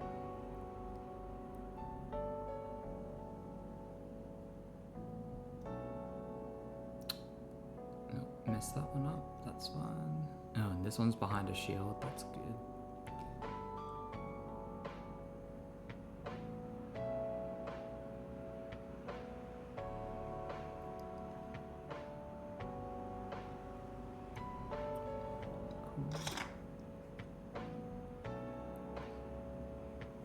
So I'm not doing any variants on eyes. Every single one's gonna have green eyes.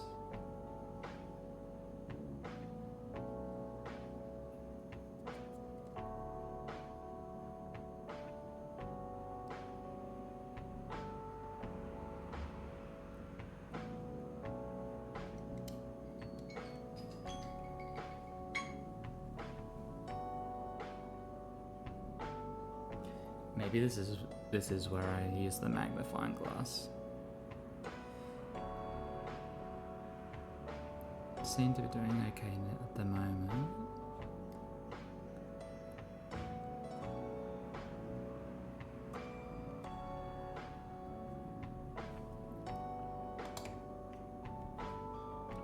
Oh, I did those too.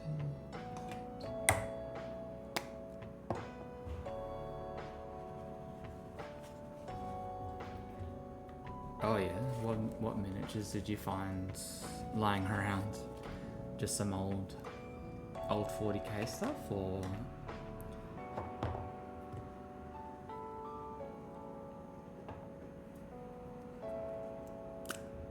oh, Hero Quest minis? Yeah.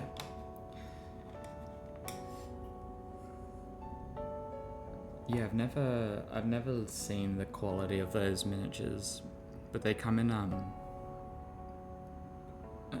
it's part of a boxed game, and I mean you'd be able to answer this, but sometimes those boxed game miniatures are not quite as good quality.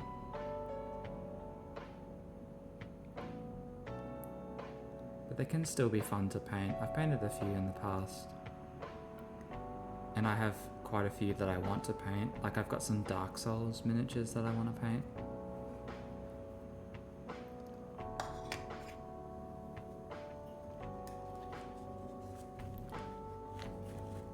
Yeah, nice.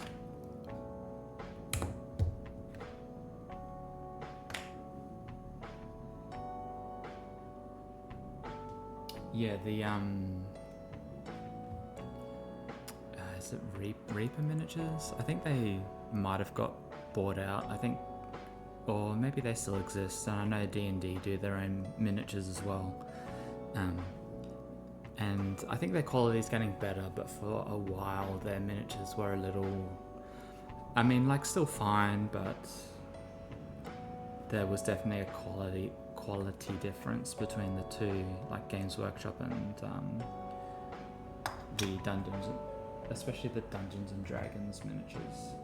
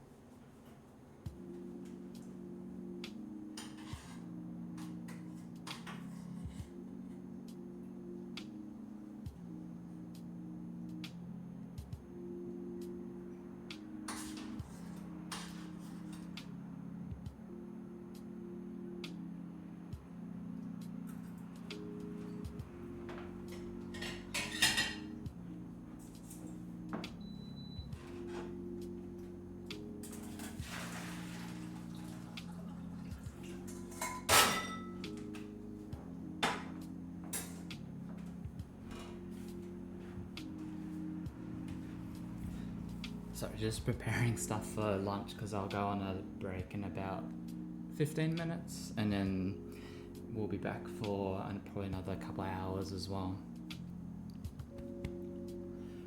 Oh, I need the black paint.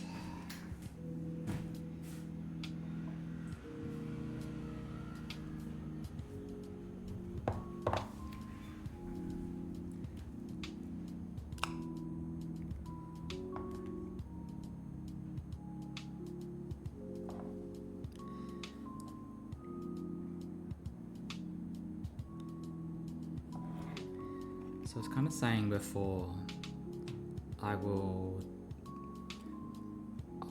do these, paint these nose parts.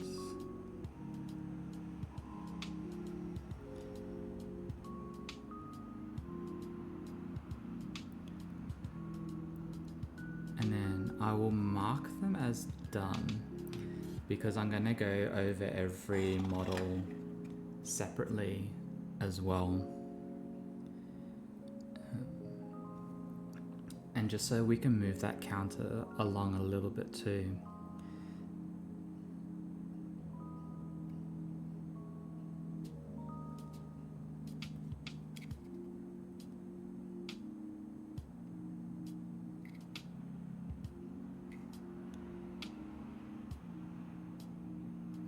Because no matter how, unless you're absolutely diligent with making sure that every single part of the model is painted before you move on.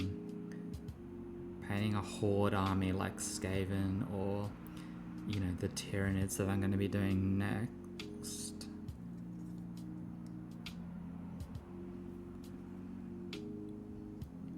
You're always going to miss bits and pieces.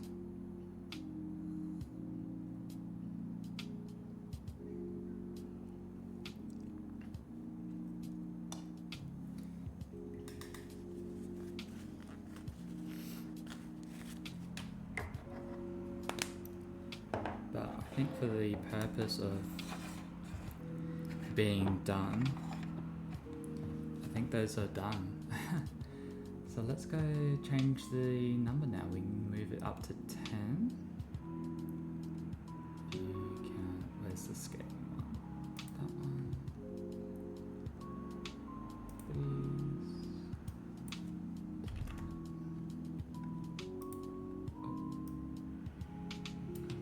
Oh no. Let's just put that.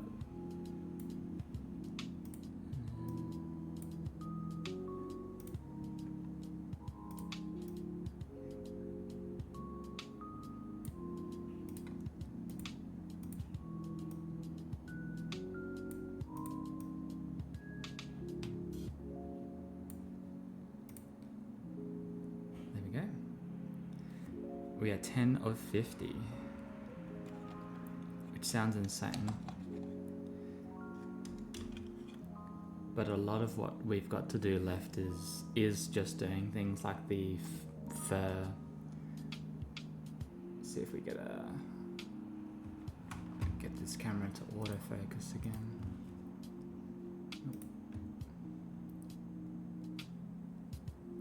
So I think we'll do this guy next, because I don't think he'll have much going on. I mean, both of his eyes are pretty much covered, one by the telescope and one by his bionicle eye. So he's basically just the fur to go, and then probably the belts and straps. So he'll be very quick. I think this guy's going to be pretty quick too.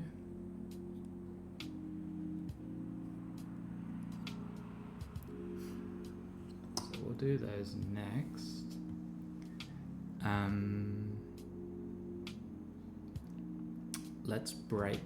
Let's break now then, and then I'll be back. Lunch won't take long, probably 10-15 minutes, and then I'll be back. So have a bit of a break, and yeah, see you back in a bit.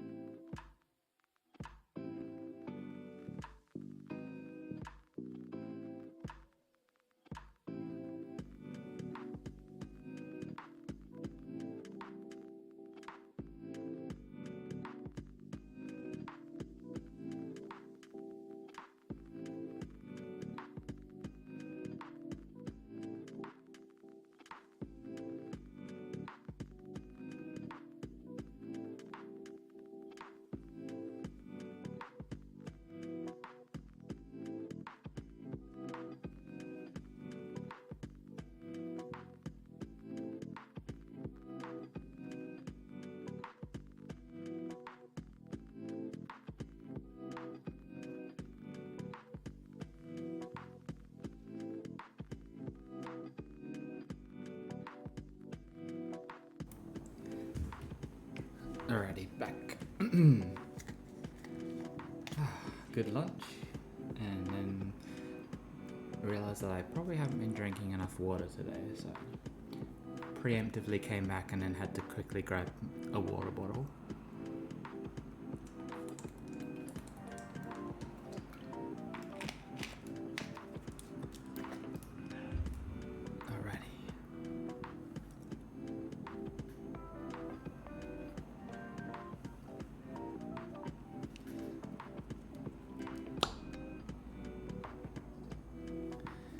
Let's just work on these two at the same time, and we'll start again with the leather.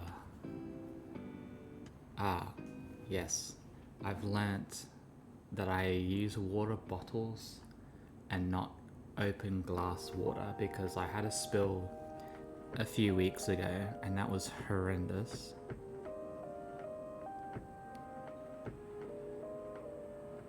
Nothing got damaged. Wow, some headphones got damaged.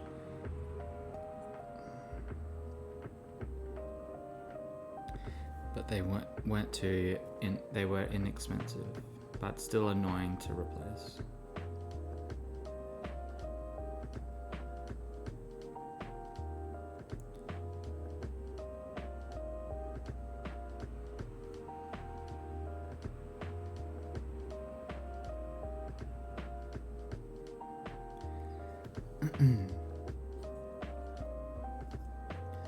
Yeah, so now the only water I have on the table that is open is the one I use to wash the brushes, and it's in a flat container, so it's less likely to spill.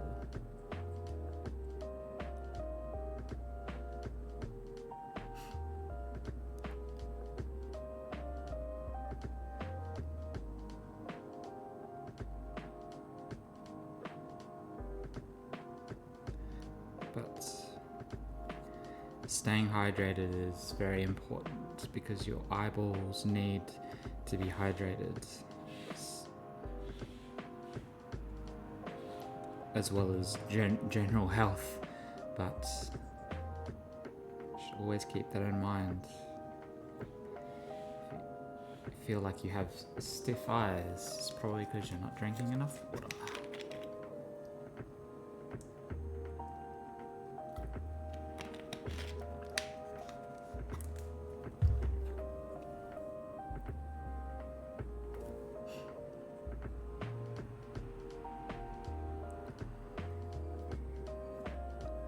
Completely missed his gloves, both of them. Oh, and the little warp stone in there. Okay, this guy's got a little bit to do then, but that's okay.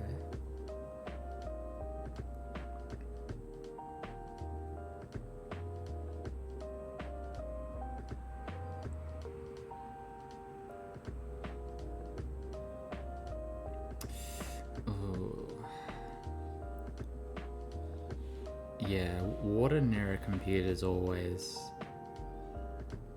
I mean, I only have one desk, so I have no choice, but I definitely would prefer not to paint near all my computer stuff. But losing 2 USBs, yeah, that sucks, so sorry to hear.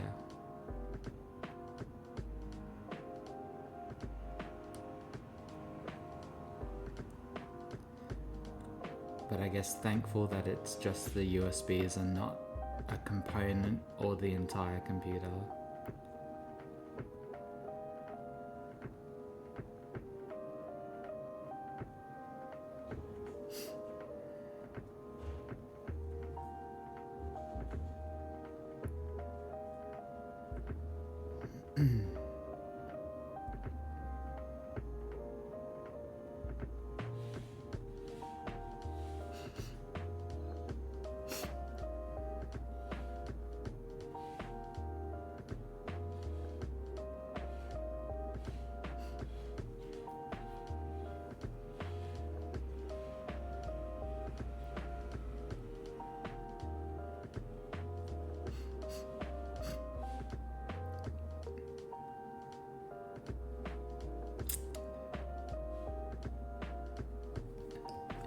Yeah, I mean, I live in a little.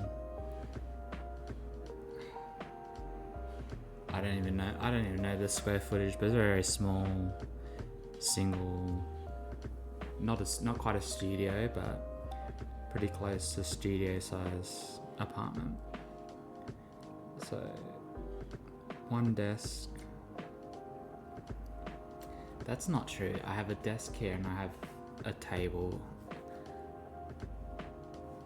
over there, but that's usually has all my not the 3D printer itself, but the other equipment that I use for that, like the cleaning station and everything.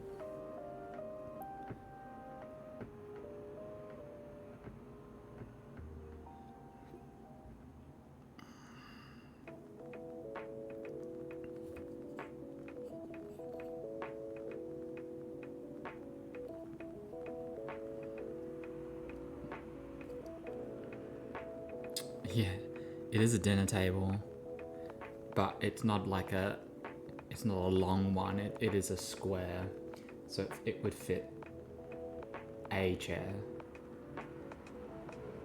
It has a chair underneath it, but it's at the moment it's got all the cleaning equipment for 3D printing, which it pretty much permanently does unless people around it and I actually bothered to clean it.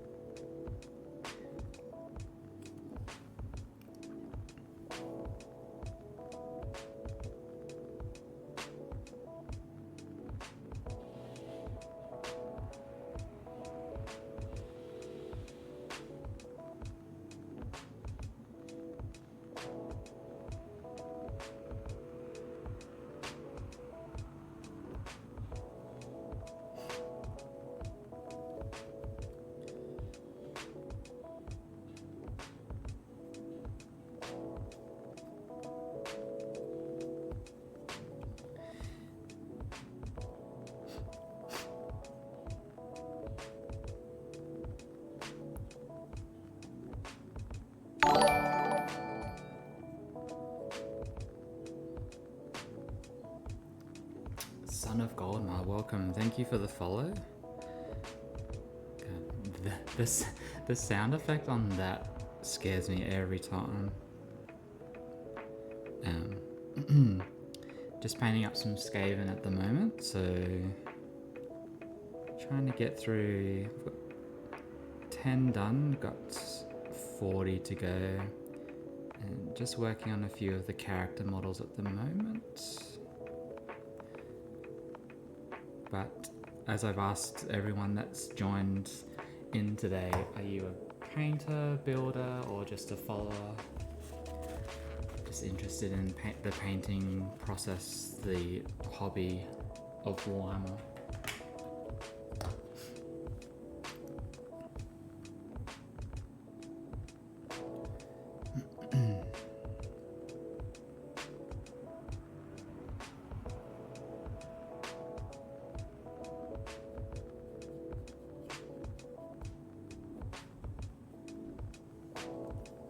All three?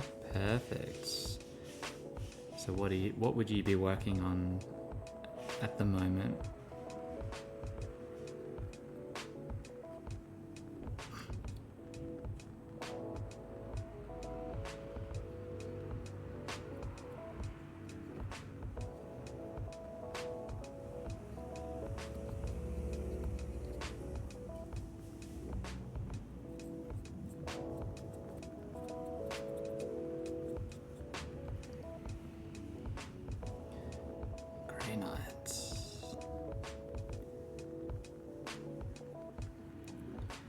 Very good. And do you keep to the box art colors, or do you go a little out of key and have your own color scheme for them?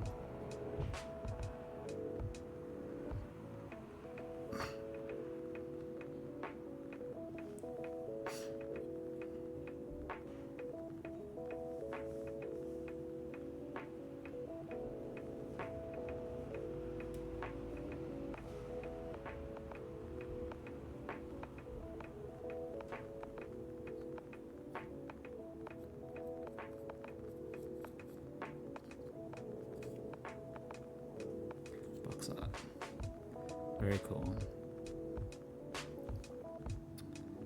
Very cool. And painting them for anything in particular, or just to play some games with friends or people that you know at a local game store? Or just because you like the models and they're fun to paint?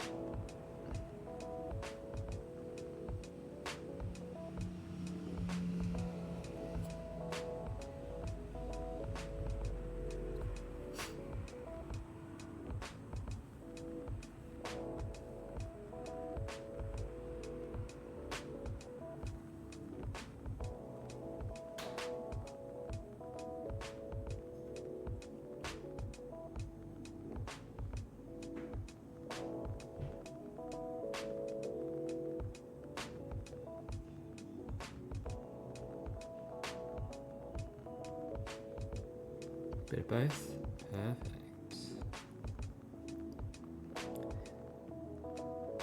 Well, I wish you all the best with that, because I painted some Grey Knights up ages ago when they first had their major refresh, which I think was like 2010, something like that. I don't know, it's when all the purifiers and all of that came out, and I did a horrible job of that. A new riff, welcome. Just painting up some Skaven and talking about some of the community's models and painting. What was I saying? Yes, I went for a very dark silver and sort of like a blue, dark silver and blue colours, and it did not turn out very well.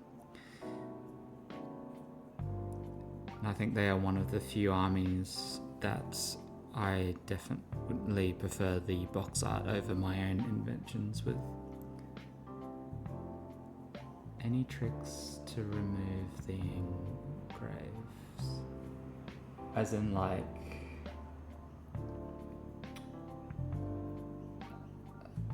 as in like bits that are engraved on models, or bits that like raise up in models? Is that what you're talking about?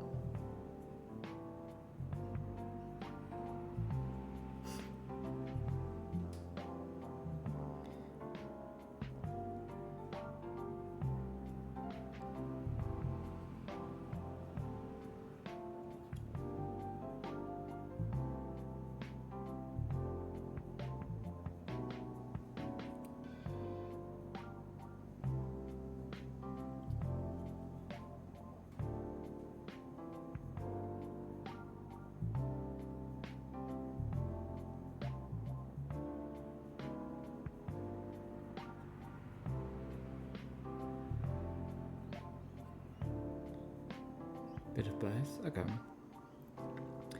I mean, filling in any spots that you don't want on the model.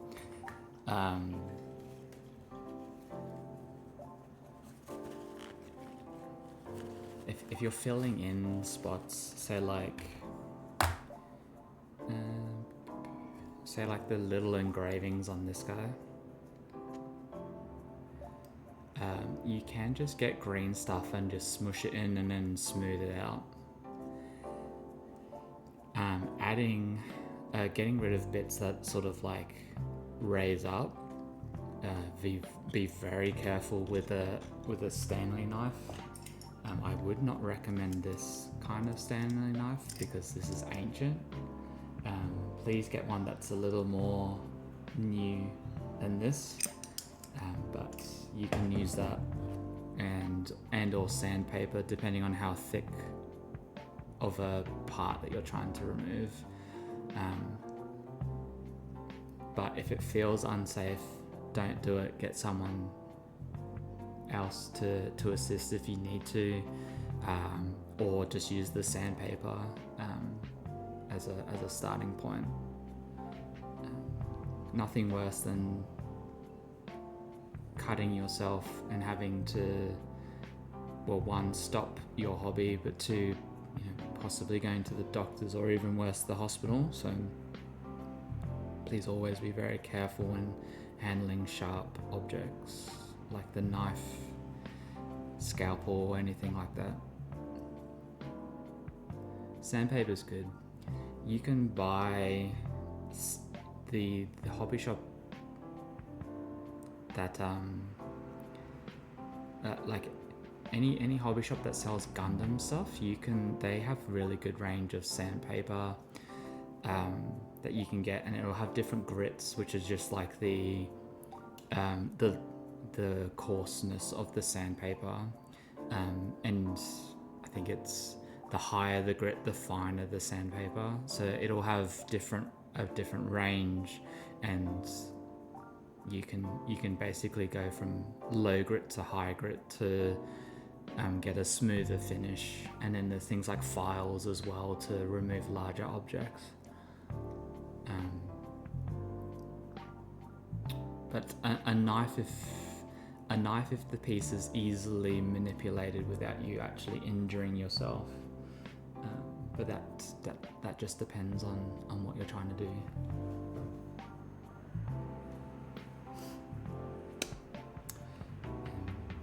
And I've never tried it, but there is a liquid green stuff, but I cannot give any recommendations because I've never used it before. And that's for filling in bits, not for removing bits.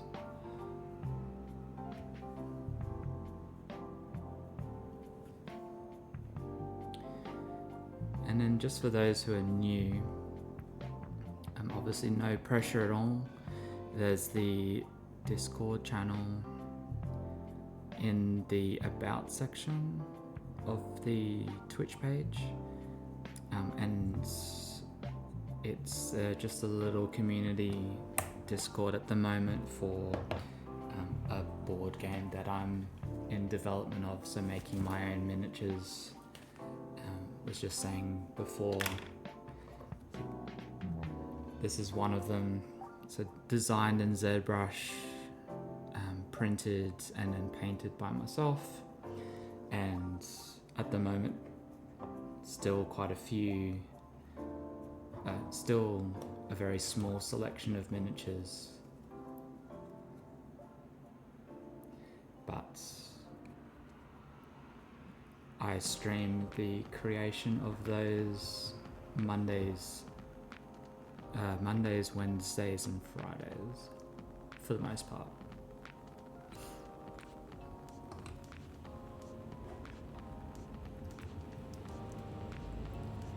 Oh, sorry, I missed that. Son of Goldmar, you're doing your own chapter as well. Perfect.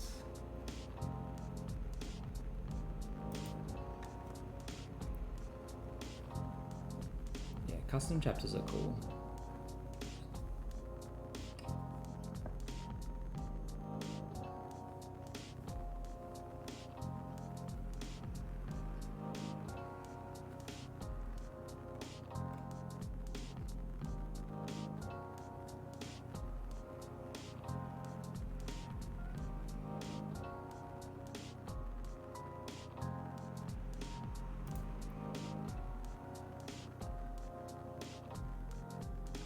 Space Marine Pirates. Okay. Stealing vehicles and booby trapping and harassing other Space Marines and chaos. Okay, so they're chaotic within, so they're chaotic Marines but not chaos Marines. Yeah, kind of like Corsairs-ish, but I think they sound... They're like the kind of Marines that you wouldn't want to meet in open space. They would board and plunder regardless of faction, it sounds like.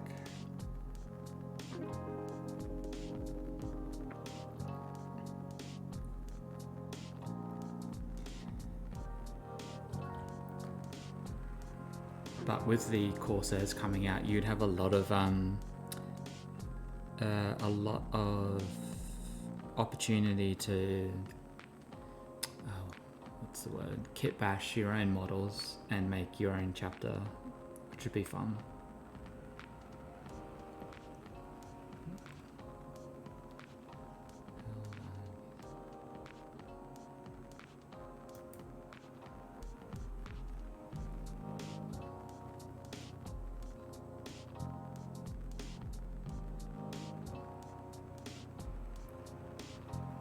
Yeah, nice. Nice.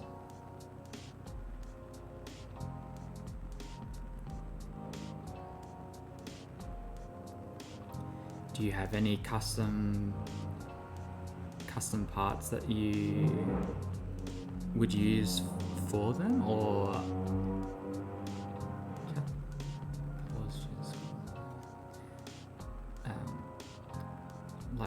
are there any kit bashing parts that you'd use, or do you 3D print and use 3D printed parts on your custom chapter as well?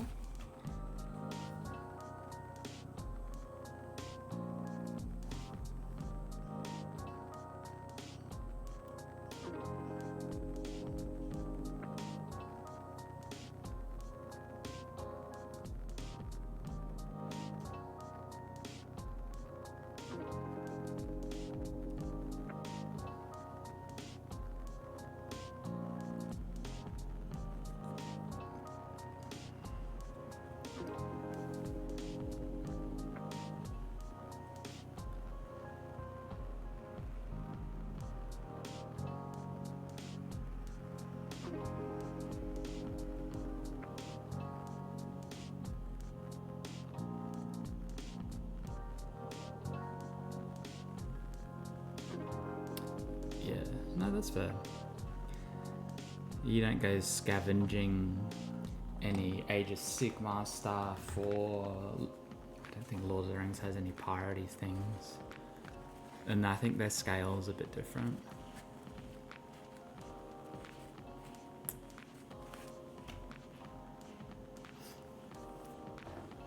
I saw someone at I say local game shop, but it's this city game shop that had Death Guards, and they had they looked like pieces that were from Age of Sigmar, because I recognized them. But he had taken anchors, like ship anchors, and used them as all the like big weapons. So all the I think they're just called heavy plague weapons or something like that.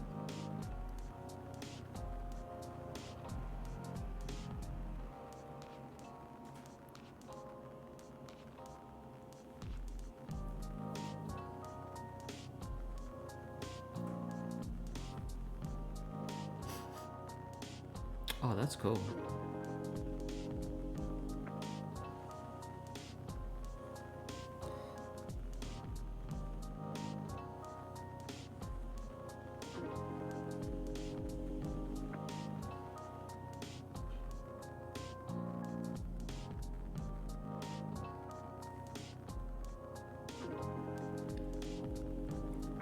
Yeah, I know this will never happen, but I'm in the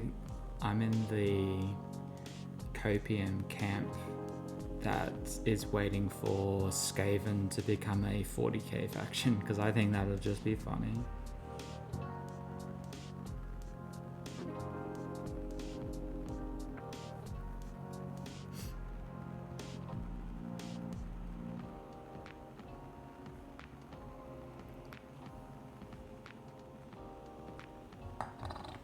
You would look this up, you like to time travel.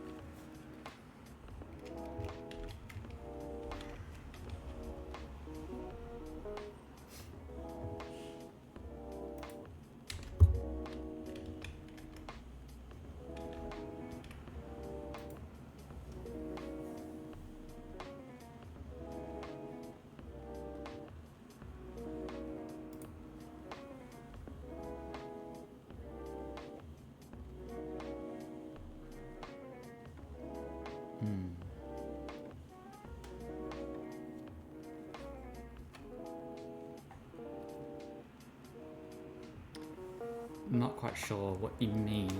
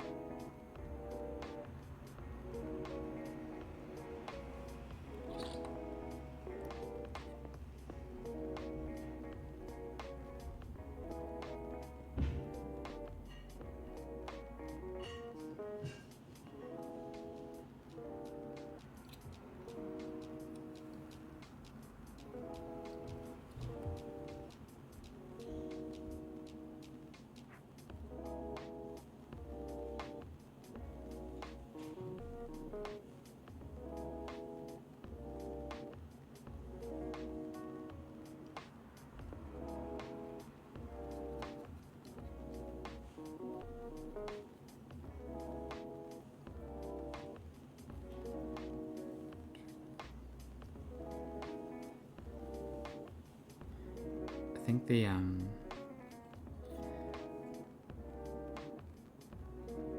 think the one thing that always gets away with me when painting is just the time.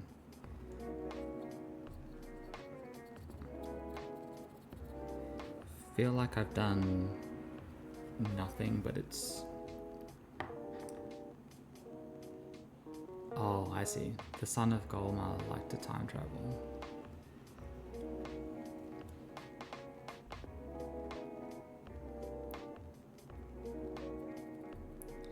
So if they can do that,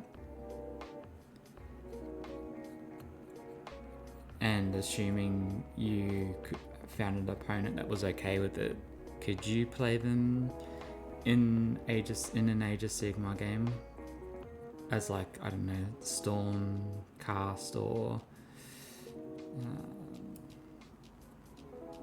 I don't know what other factions, maybe Imperials or something like that?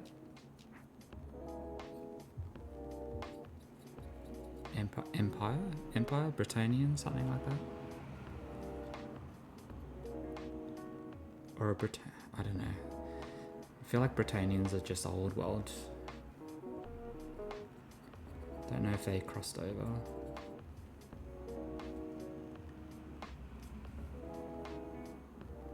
Imperial, yeah. That's actually such a good idea. You have a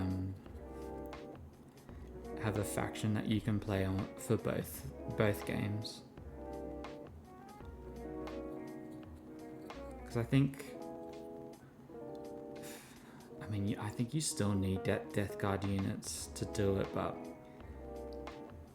I think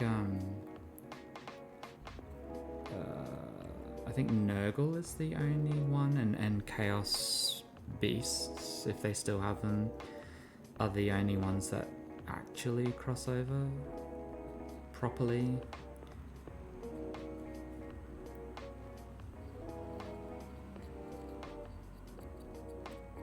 But to have a custom army that you've made that works in both games, I think is cool.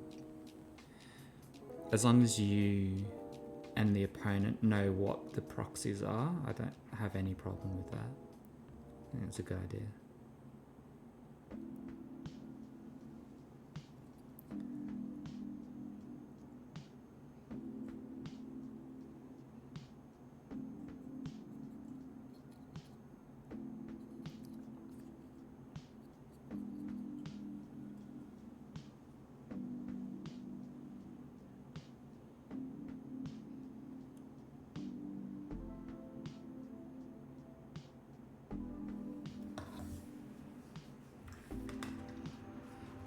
With stolen technology. Yeah, nice.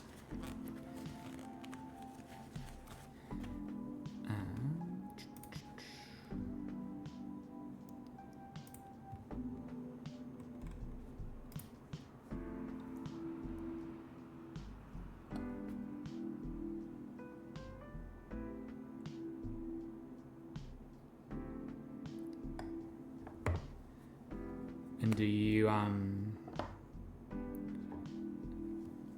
do you have a color scheme for them? You might have said, they stole the technology from the Necrons. Yes. That makes sense. Necrons seem like they would be the ones to have some sort of time travel.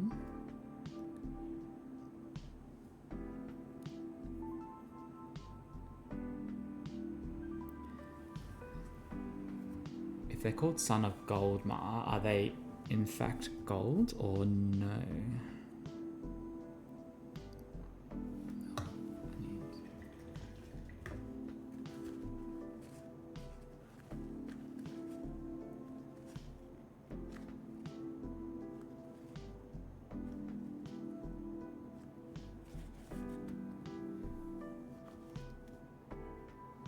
I'm gonna pronounce this one real bad, but is it Appalachian Mountie? As in a Mountie, as in a Canadian mounted cop, is that right?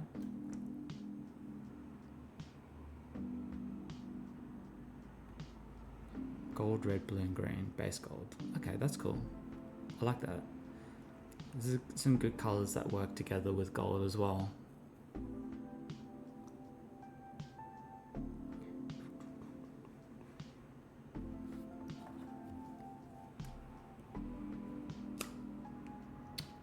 Ah, cool. Cool. Welcome along. Just painting up some Skaven. So slowly finish these guys off just before. So 3 of them, and now just moving on to some of the characters. Are you working on anything, or just an enjoyer of the hobby? Or we've got Son of Goldmar, who's giving us some information about his custom chapter, and Rat Brothers gotta stick together. Yes, nice. But I will not try and shoot around you. Yep, no, that's fair enough.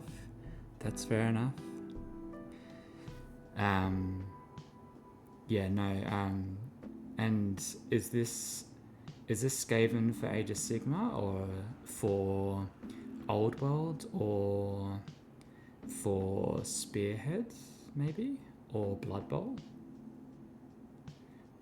Skaven's so good. They cover pretty much everything but 40k.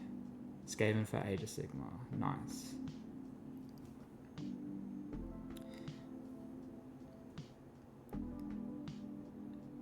Yeah, these particular Skaven I haven't played, obviously, because they're not painted, but they will form a spearhead once they're done, and then a few extra models as well.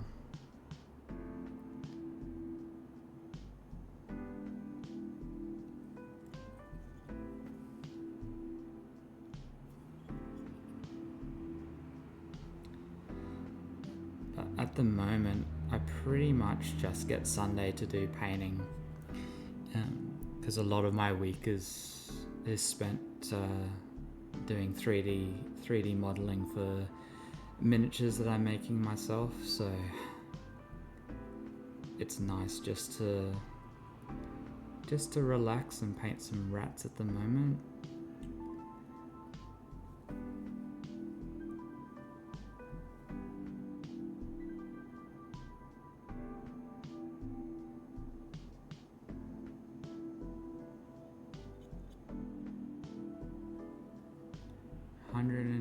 Clan rats, Warlock boy, blanking on the tall boy's name.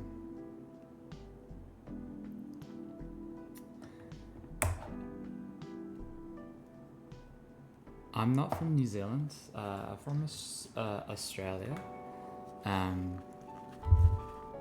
but if there's a little bit of a weird accent, actually originally from England, so sometimes that slips in a little bit, but yeah, Australian for the most part. And I think I know the tall boy you're talking about. Like, you're talking about like the big leader, aren't you?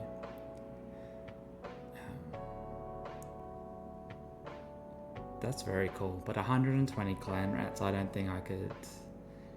I mean, I'm struggling to paint 40. Oh, I didn't end up in prison. I originated from England. So I'm just here to check on the prisoners. If that makes sense. You have a brother in Adelaide? That's nice. Yeah, I haven't actually visited Adelaide. Been here for so long, I haven't been to every city, every major city yet. Yeah, I'm just here to make sure that they're all falling in line, right?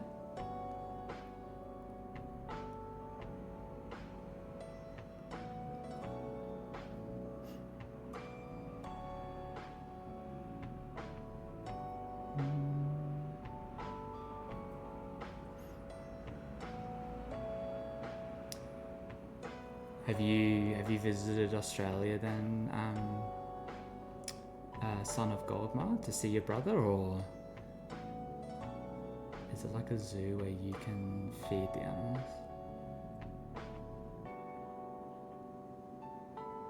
Oh, where I can feed the Australians? No, they sort of form their own community, and as long as they keep out of trouble, it's not too bad.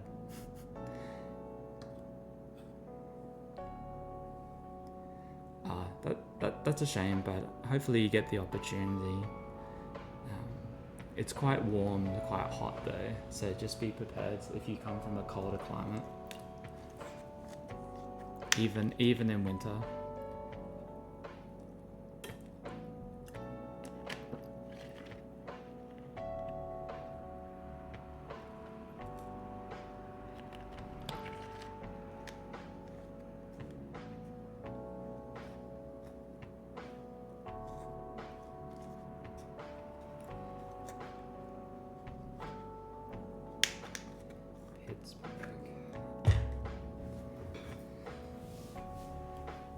So your dad was a 10-pound pom.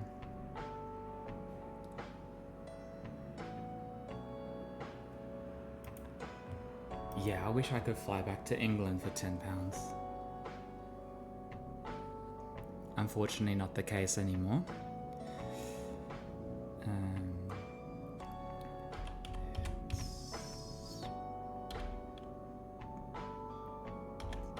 You have to excuse my terrible geography.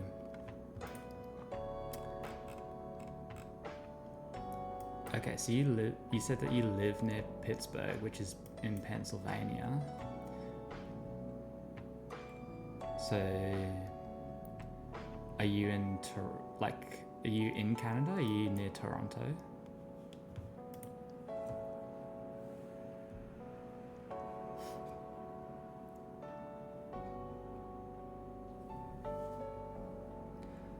I'm north central.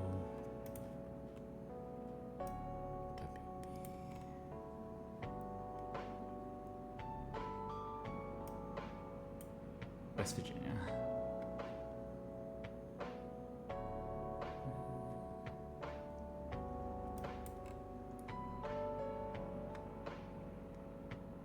Oh, okay.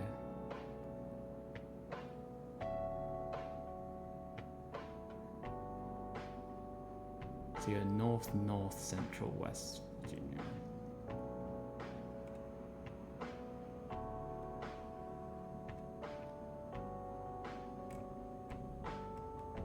Okay.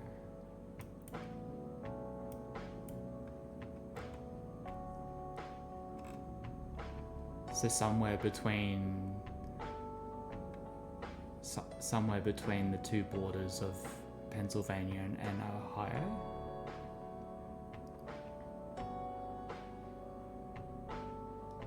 Oh, and you're from Quebec. Okay. Gotcha. Okay, that's cool. I'm the best city in England. Which city is that? And don't say London.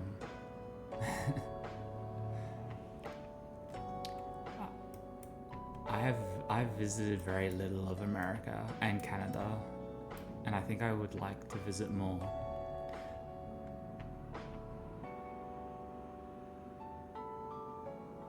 Cambridge.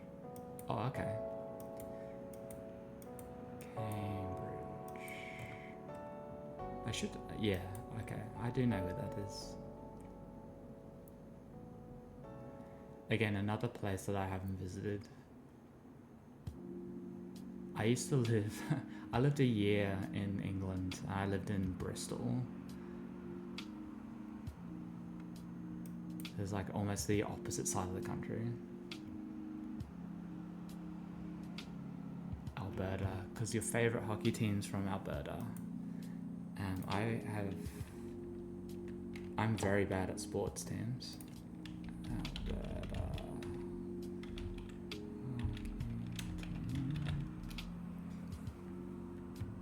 Oh, the Oilers?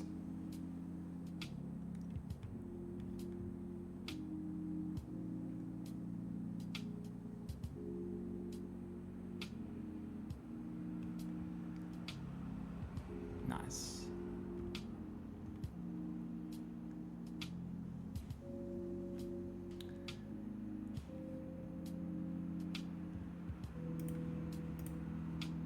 Yeah, Bristol was interesting.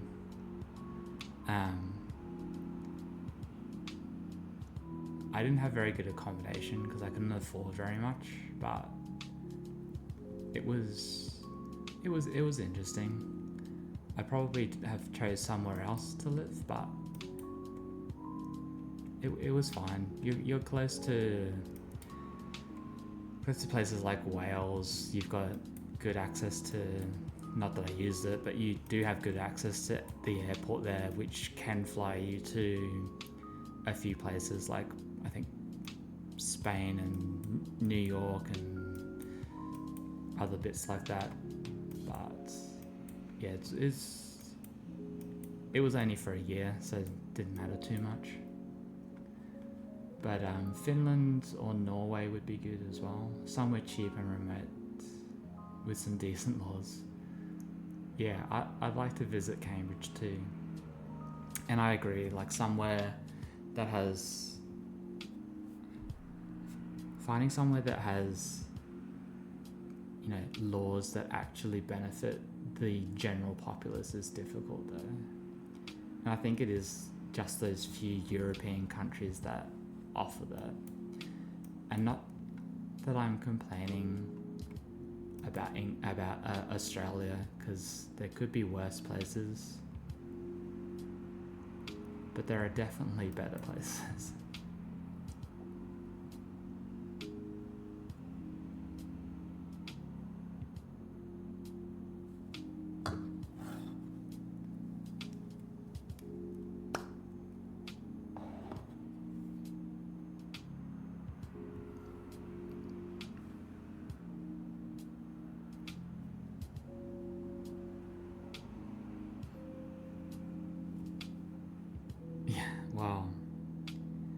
I ain't gonna make any comments on which places I would consider worse, but it just depends.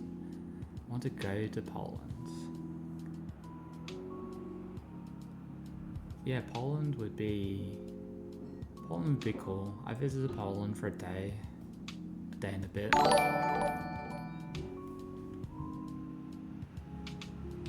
Shiny Mew Paints, thank you for the follow. I'm gonna have to put a background color there because those those names blend in way too much with the green of the cutting board down here. Thank you for the follow though, I really appreciate it. I've been asking everyone as they come in, are you a enjoyer of Warhammer, a painter, a modeler, a gamer? What or how are you interested in the tabletop hobby? And if you're working on anything, what are you working on? Shiny New Paints, hi, nice to meet you.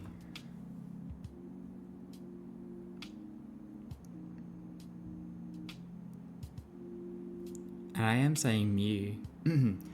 It is just my accent that makes it sound like Mew with an N.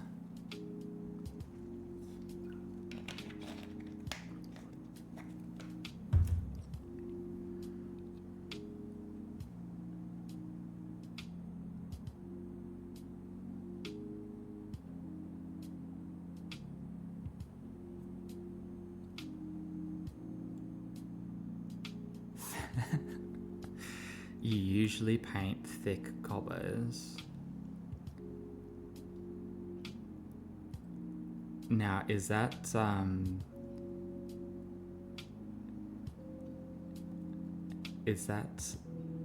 Warhammer for D&D? I thought so. Is that someone's custom 3D printed work? Or are they actual official D&D miniatures?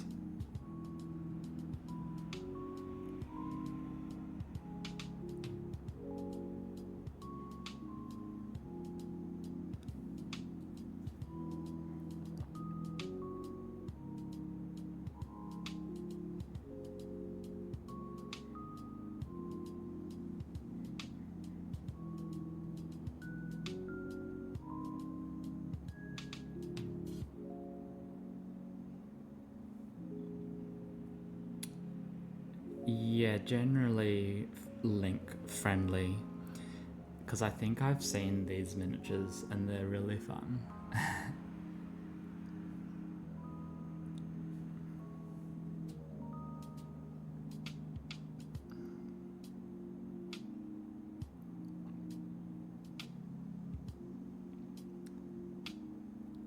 Obviously, viewer discretion on clicking on any links. At the moment, it's just me doing any moderation, so...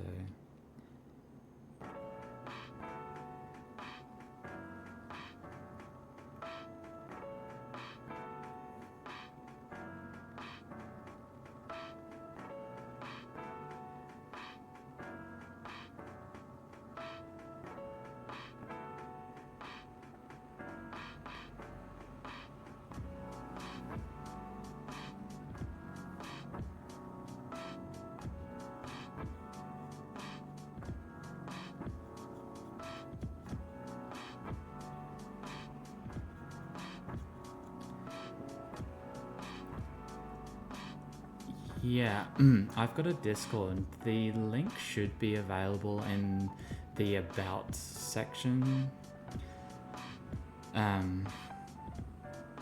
If it's not working, let me know and I'll post it up here.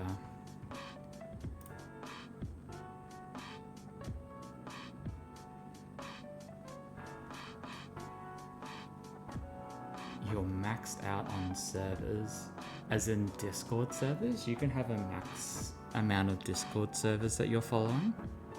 I had no idea. I obviously don't have a stream calendar. I should do as well. I don't actually know if it's updated, but it should be. So the good thing about where I live is in Brisbane is we don't have daylight savings, so the time won't change if you're ever looking up Brisbane time. But it should be. I'll just check I'll just check the schedule very quickly. But it should be Mondays, Wednesdays, and Fridays. Dead link. All right, hold on. Let me generate one.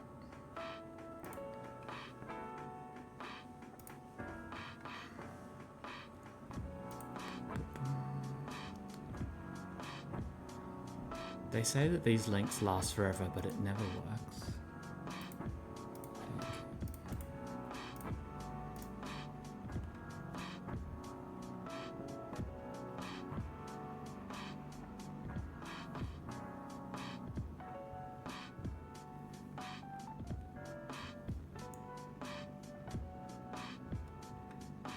Yeah, I'll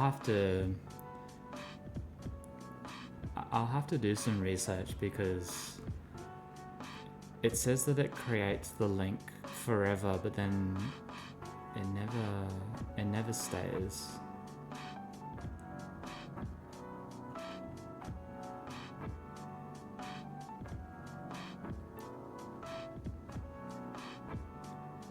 And I really don't want to be like updating it every time.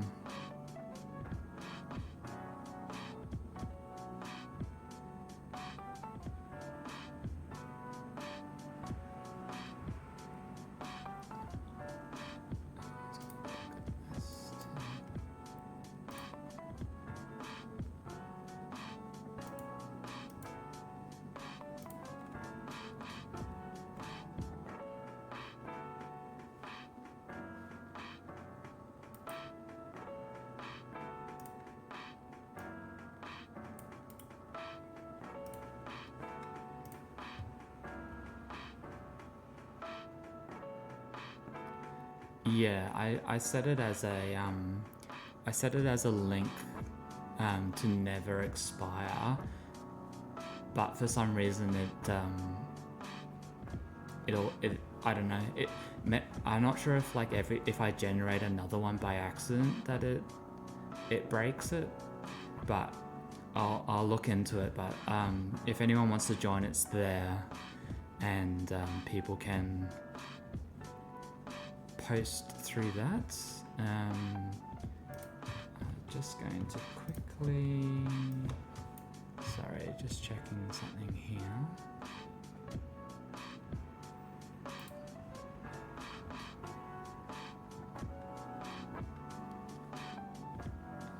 So how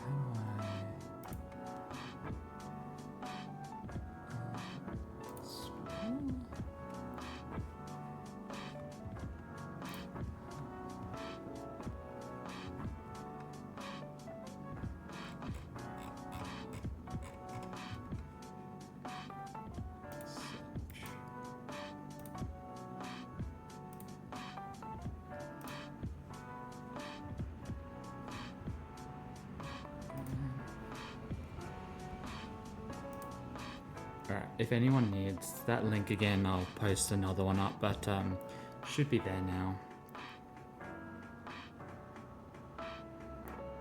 But I need to make a section that has better updates for the stuff that I'm printing and developing, and as I have mentioned a few times, but I'm in development as early stages as it is at the moment, but in development of a board game which will be a mix of D&D and the Warhammer tabletops. So less to do with role playing, more to do with the combat side of D&D, but breaking it down a little bit so that it's not as clunky, and also having a mix of genres, so being able to play both fantasy, sci-fi, pirates, ninjas, western, samurai, all of that, superhero, everything. Mix of everything, so that there's something for everyone. Yeah, so it'll be a 3v1 situation, so one dungeon master / games master versus 3 players, each controlling an individual character in a 3-stage game that's kind of similar to like a D&D scenario, with each one. Do I need cash to support it? I support it. Look, at the moment, until I actually write the rules and can do a playtest, I don't need any money for it. Because if the playtest goes bad and people are like, it's terrible, then, you know, investing in something that is going to be bad isn't worth at the moment. But when we get to a point where, you know, we're thinking about, you know, making it to the, you know, putting it out to the public, we'll look at some options for support if we need to. What supports me at the moment though is following along on Twitch. I'm hoping to make some actual videos and not just uploading Twitch videos to YouTube, but following that, looking at Instagram, following that, you know, everything that everyone in the world says that's trying to make content, right? That'll help. And just chatting, you know, coming in and chatting, even if it's between yourselves, all of that definitely helps.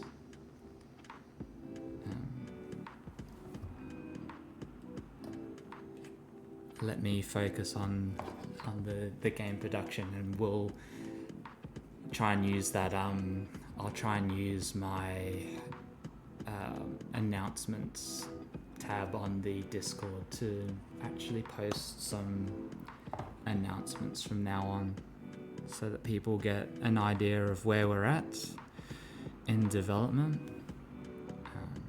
the sorts of things people can see, obviously the progress on Twitch and then uploaded on YouTube as well, and all that fun stuff. But as well as that, I do like the ultimate goal, as well as obviously the board game, is to hopefully start developing things that make coming into new people coming into the hobby, making it more accessible for them. I know there's plenty of places that do it as well, but just to give a variety of things, so it's not just all focused on one thing. Follow on all platforms outside of Twitter. Add a new video game.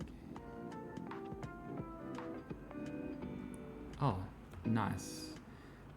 Yeah, video games is what I was thinking of starting, but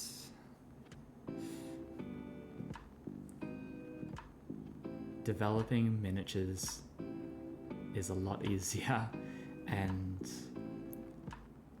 anyone that actually is doing their own video games projects, I give them the utmost respect, because it is very difficult.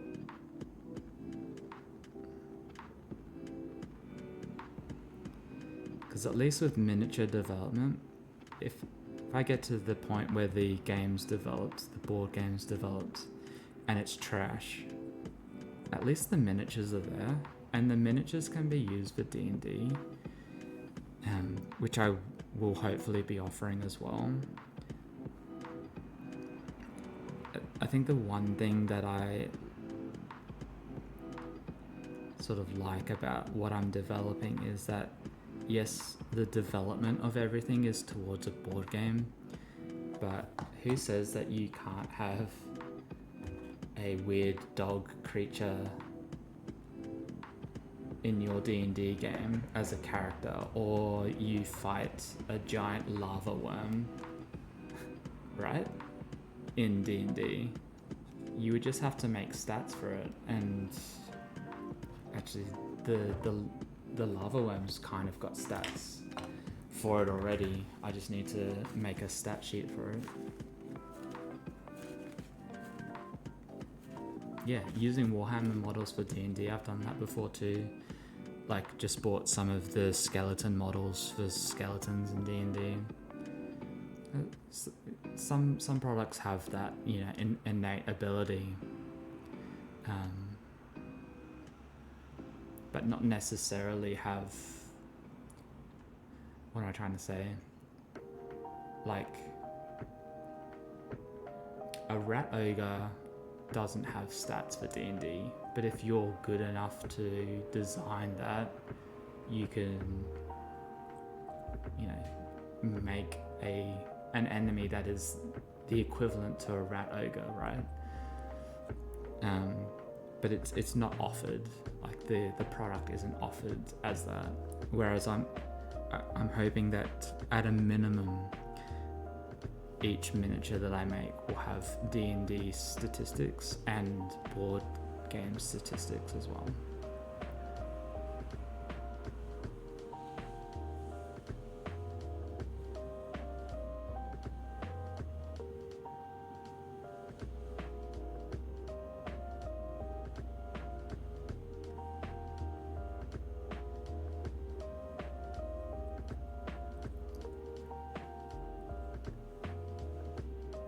Yeah, Kriegsmen as soldiers is good too.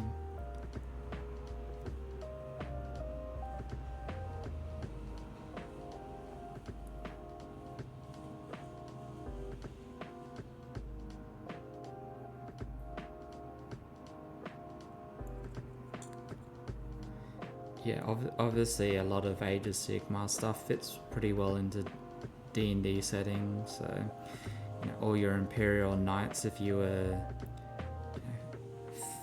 fighting in an epic city battle, defending a castle, or attacking a castle, and you had to fight some knights, you've got all of the knights from that. Bretonnians from Old World as well, and then demons and chaos things for any of the other realms that you go visit in Dungeons and Dragons.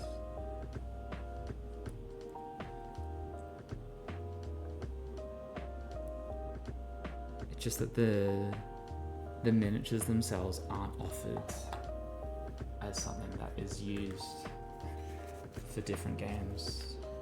And again, it's Games Workshop's not going to do that. It's not a product that they develop, so why do that? But if I can start from the ground up with products that work for different for different games, then it gives more opportunity for people to try them, print their own, whether it's PLA printing or resin printing.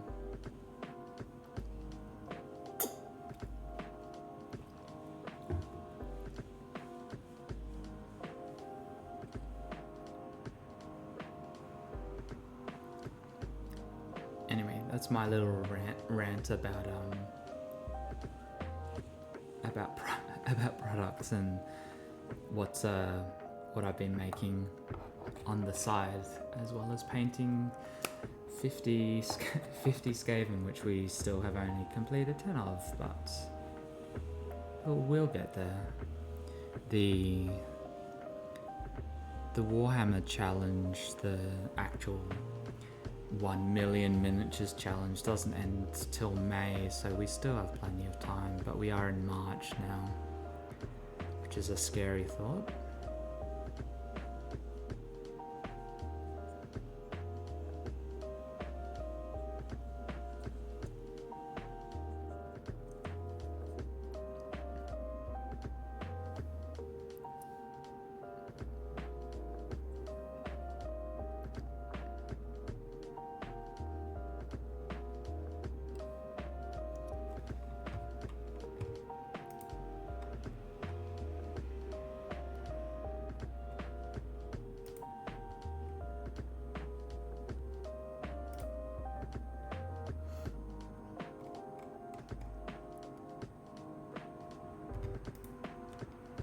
I think the other thing too with these kind of hobbies is just a sense of community as well.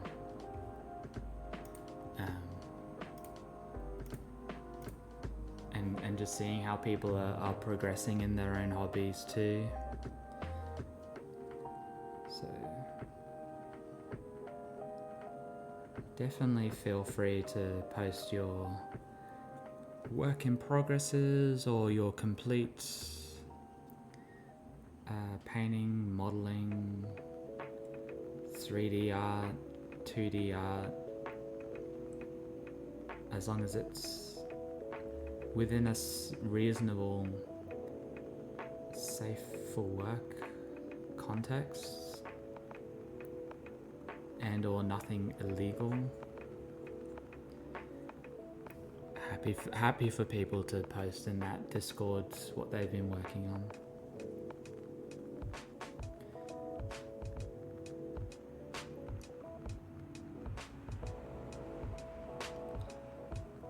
Because I think seeing other people's work breeds what was I going to say? Breeds inspiration for other people to start working on their own stuff too.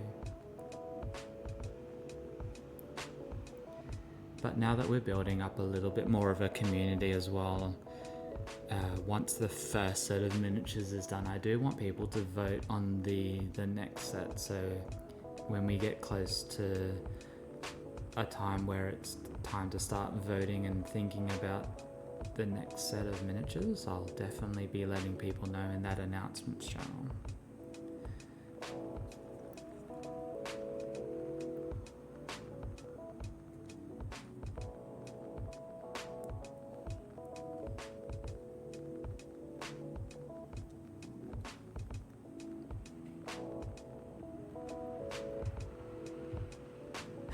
You can post pictures of the Kriegsmen and Sisters of Battle holding hands. This is...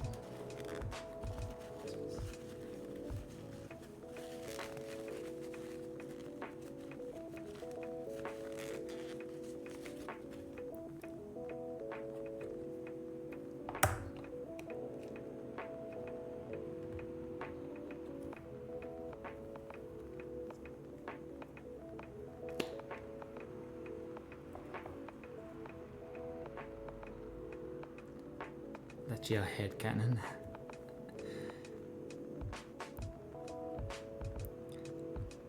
Look, if people are saying that Gilliman can have a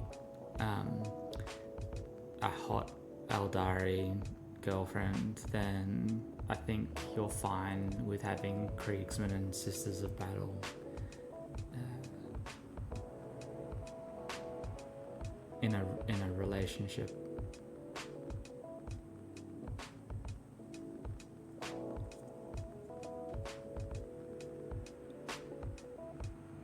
Now 40k lore, well, to be fair, any of the Warhammer lore I'm pretty bad at.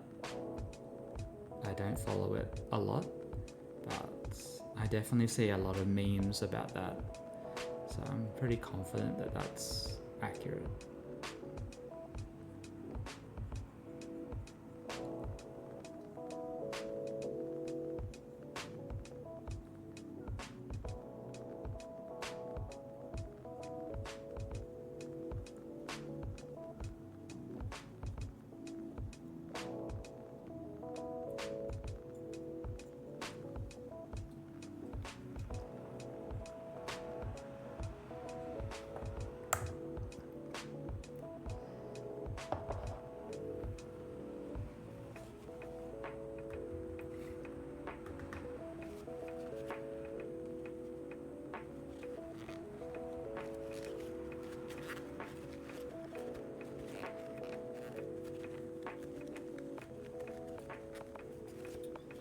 Yeah, right. Again, it's things like that I'd have no clue on. I've definitely been more of a miniatures and painting rather than lore. A lot of the lore that I get is secondhand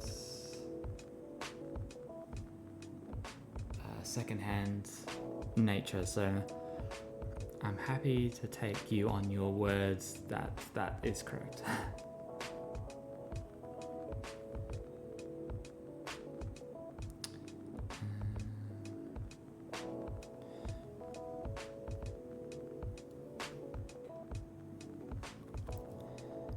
Yeah, nothing wrong with being interested in the lore.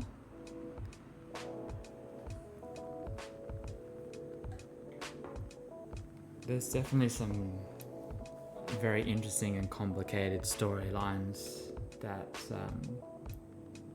I'm sure if I followed along would be very cool, but there's also quite a lot of it, and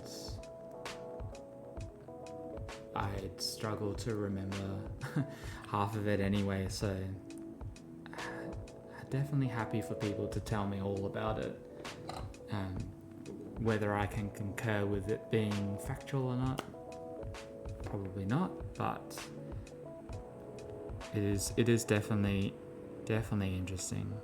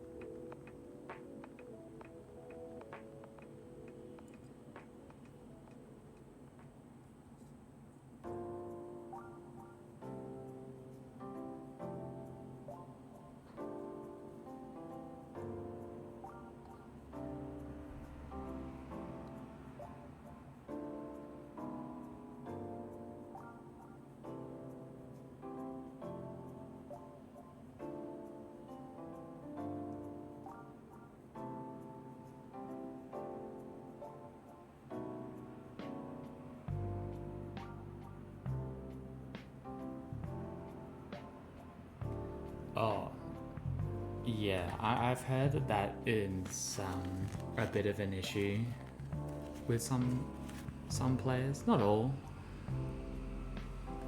There definitely has to be separation between the board game and the lore, because, as you said, if custodians are written in a way that they,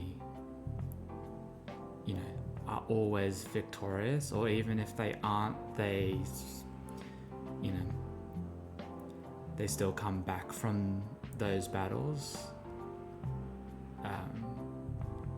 that's not going to happen on the board game. If you even if you have the best tactics, you can still roll all ones on your shooting or your saves or what have you, and that's just how the game works. Like, I literally played a part of a crusade, the last crusade game for our campaign yesterday, and my Death Shroud Terminators, 3 1s on saves on things that did 4 damage gone in 1 turn, and that just happens. But I'm sure in the stories they're the most feared of the Death Guard, and why wouldn't they? They're Terminators with big scythes.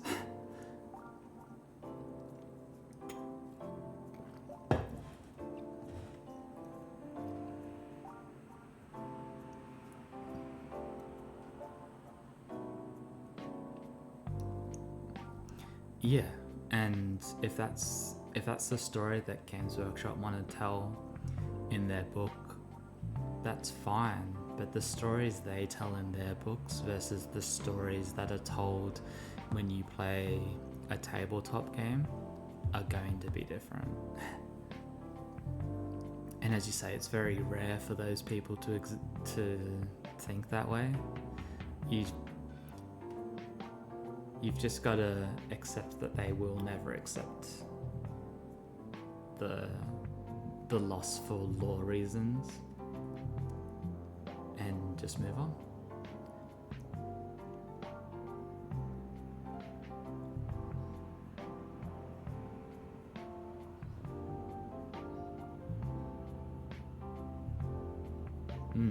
Yeah, exactly.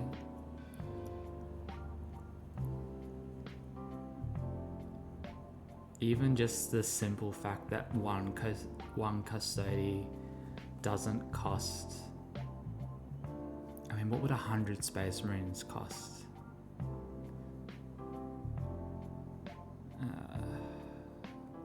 Like thousands of points. If one custody costs thousands, like say 5,000 points, then it would be more like the lore books, right? But one custody doesn't cost 10,000 points or 5,000 points. It costs whatever. I don't know how much they cost. I've never played or read the rules. So you also have to take that into consideration too.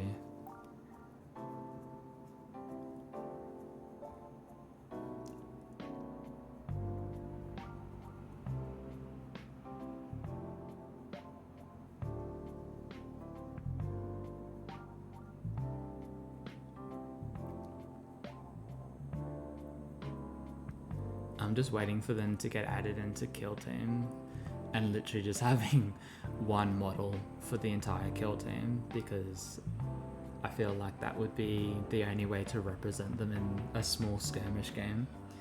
But I don't think they would do that. I think they'd probably still stick with 5 models.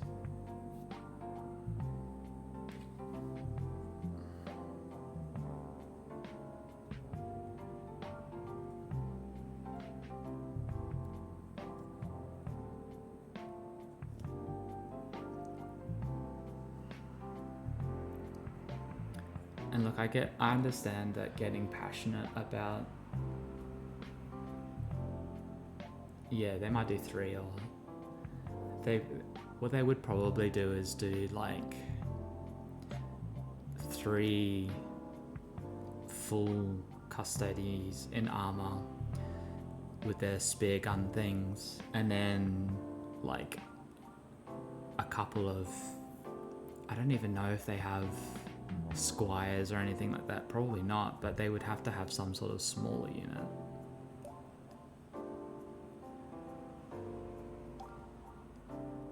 Yeah, I mean, custodian armies are almost as small as what are they called? The Imperial Knights, right? Imperial Knights are what? For 2,000 points, if you wanted to stretch it, is like 8 models. And Custodies is probably like slightly less.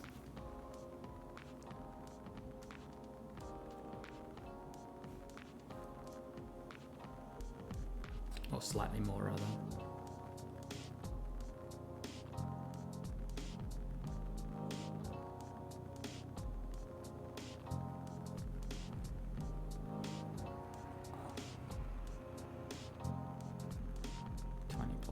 Okay. I think the thing to think about though is just remember that if someone is passionate about the lore and they do come up with those excuses that they wouldn't have lost if it had been lore accurate, sometimes you just have to agree with that and just say, yes, probably in the lore that would be accurate. Unfortunately, not today.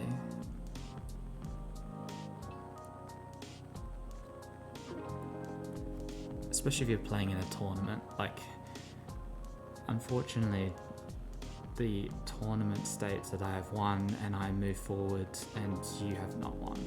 And that's kind of the end of that conversation.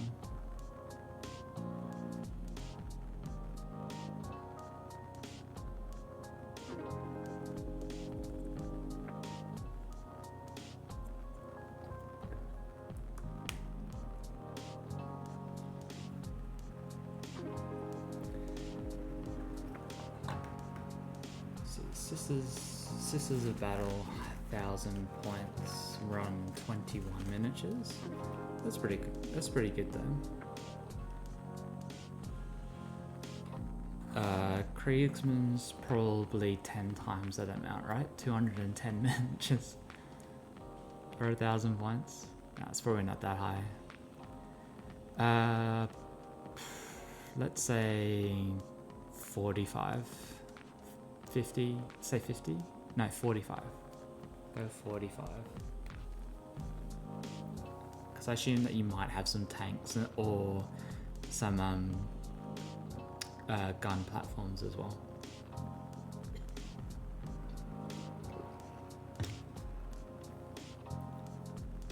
How many is my Death Guard? Death Guard was 2 lots of 10, Sorcerers 11, so 21. 3 Shrouds, 24. 2 Blight Haulers, 26. And the tank, which is 27.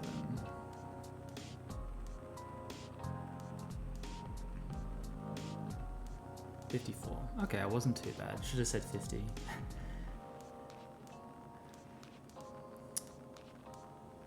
Yeah, the 1,000 point Death Guard army that I have at the moment, that I used yesterday, is, what did I say, 26? But again, like, Marines of any kind are expensive. The 3 Terminators were probably about 160 points or something like that. It adds up. It adds up very quickly.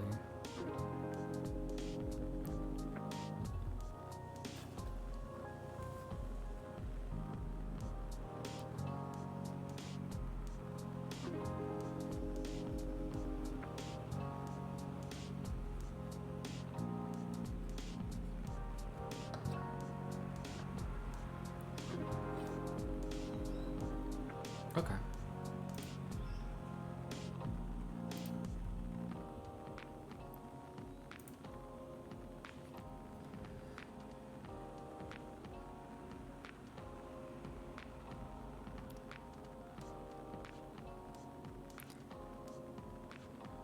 So you got a lot, but that's 3 of them. So you got a few points in Epic Heroes, a small battle line, some infantry.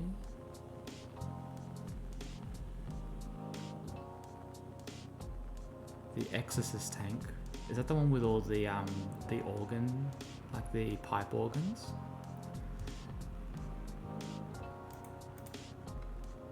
Oh, and the Krieg. 6 Krieg, 10.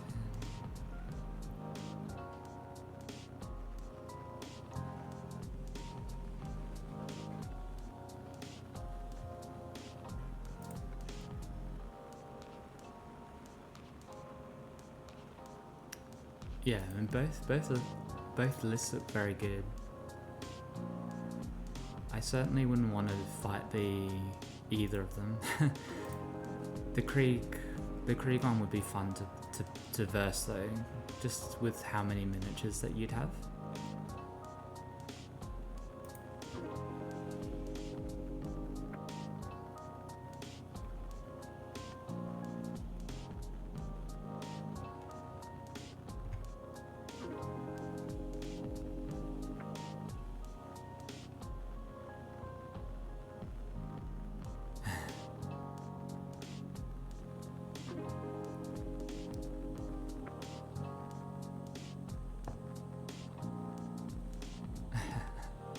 You won't one-shot me from 8 inches back.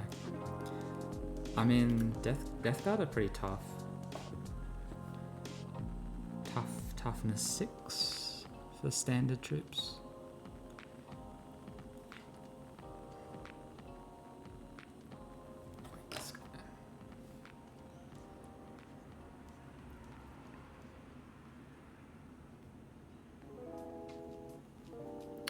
Yeah, Death Guard, General Death Guard are toughness 6.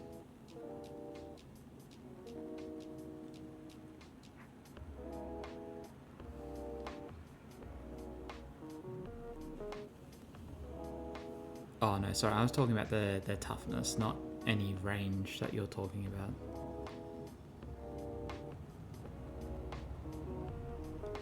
And then depending on detachments, they can be toughness 9 for a turn, which is crazy.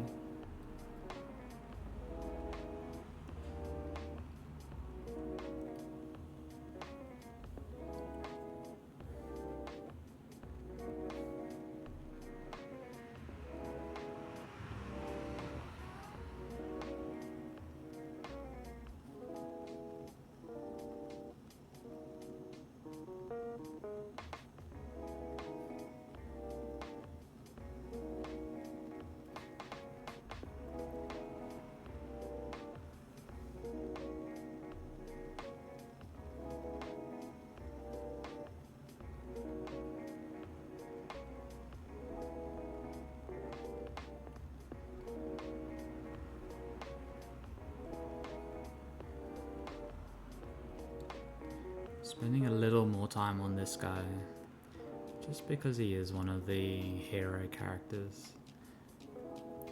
But going with a grey fur instead.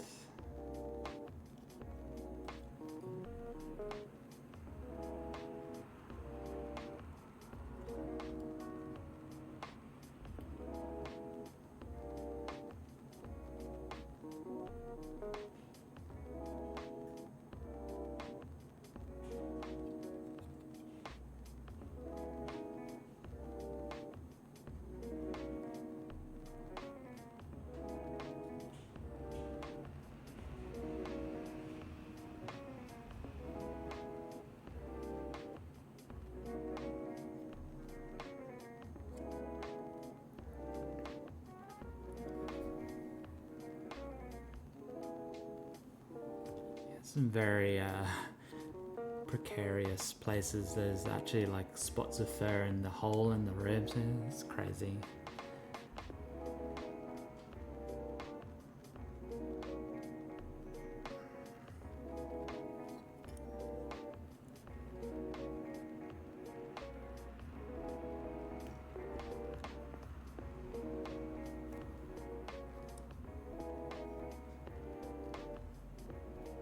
I've done a few speed paints for 5 minutes.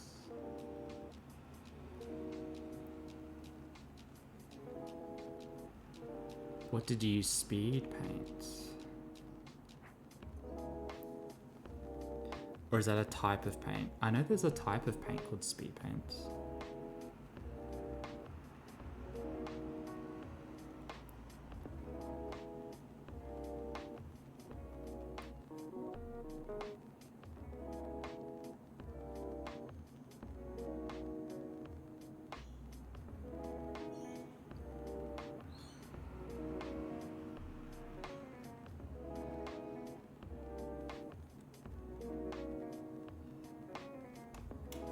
Oh, sure.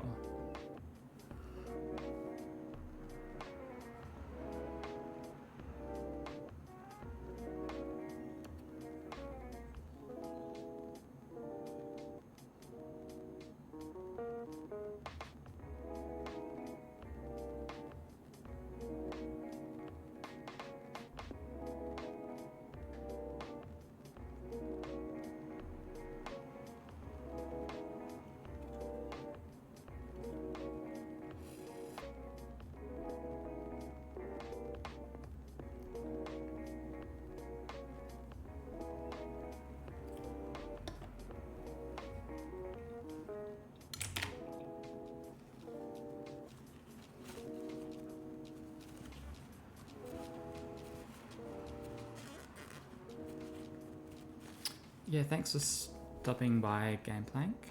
Yeah, catch you at the next one. It should announce on the Discord if you're there when the Twitch stream starts. So again, just follow Brisbane Standard Time, and it's usually about 7:30 on those weekdays, and then this time on Sundays. Have a good night, and we'll speak to you soon.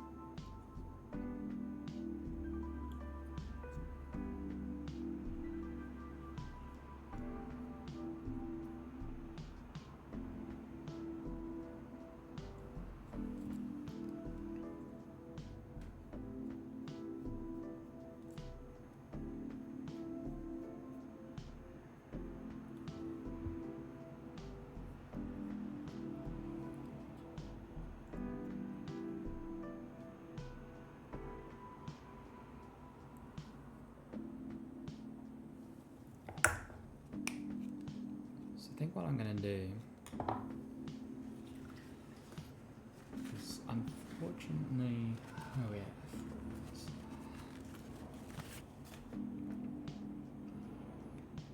See, the one problem with streaming, but also keeping a job as well. What's your favorite paint flavor?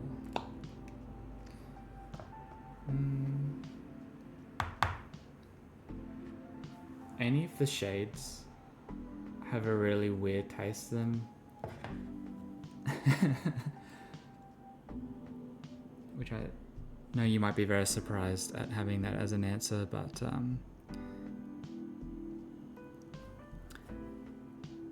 I don't know.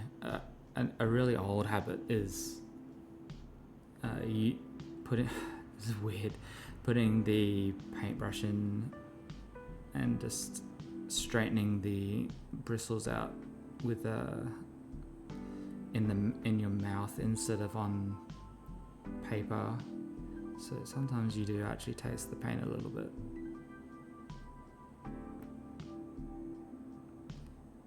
I don't know if that's a common strategy, but yeah.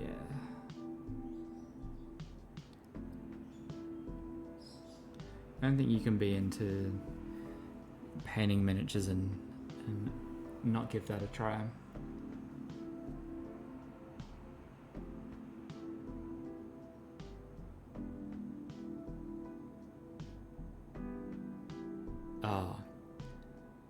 Yes, I haven't made the mistake of drinking my paint water, because my paint water is in a square box, which does not look like a cup. And that's not something that I have just done today. That is something that I do on purpose. So I haven't drunk paint water.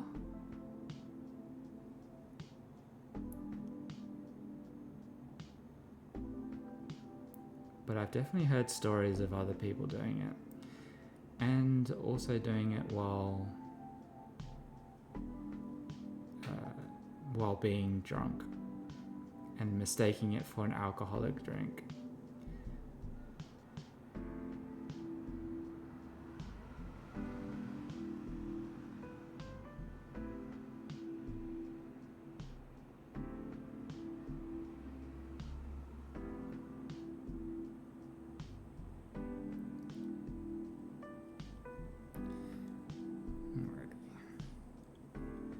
So I think we're going to call that done too.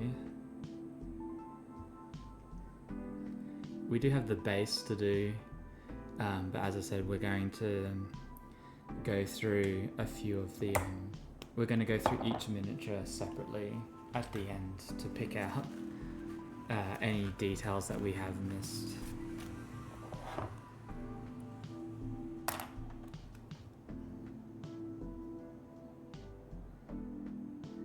Few too many shots down. No, that's fair enough. Look, it when you have plastic cups, one that has alcohol and one that has paint water, I can see the mix up, especially because most paint water after a while turns brown. And if you like rums and things like that of that nature, they're gonna look very similar.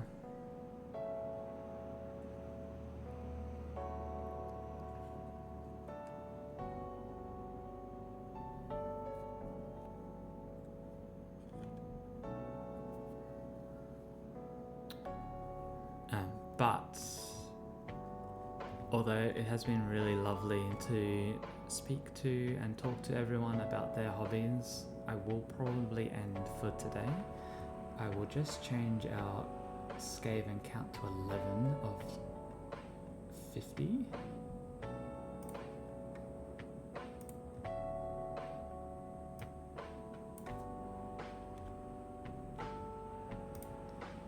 As a reminder for next time.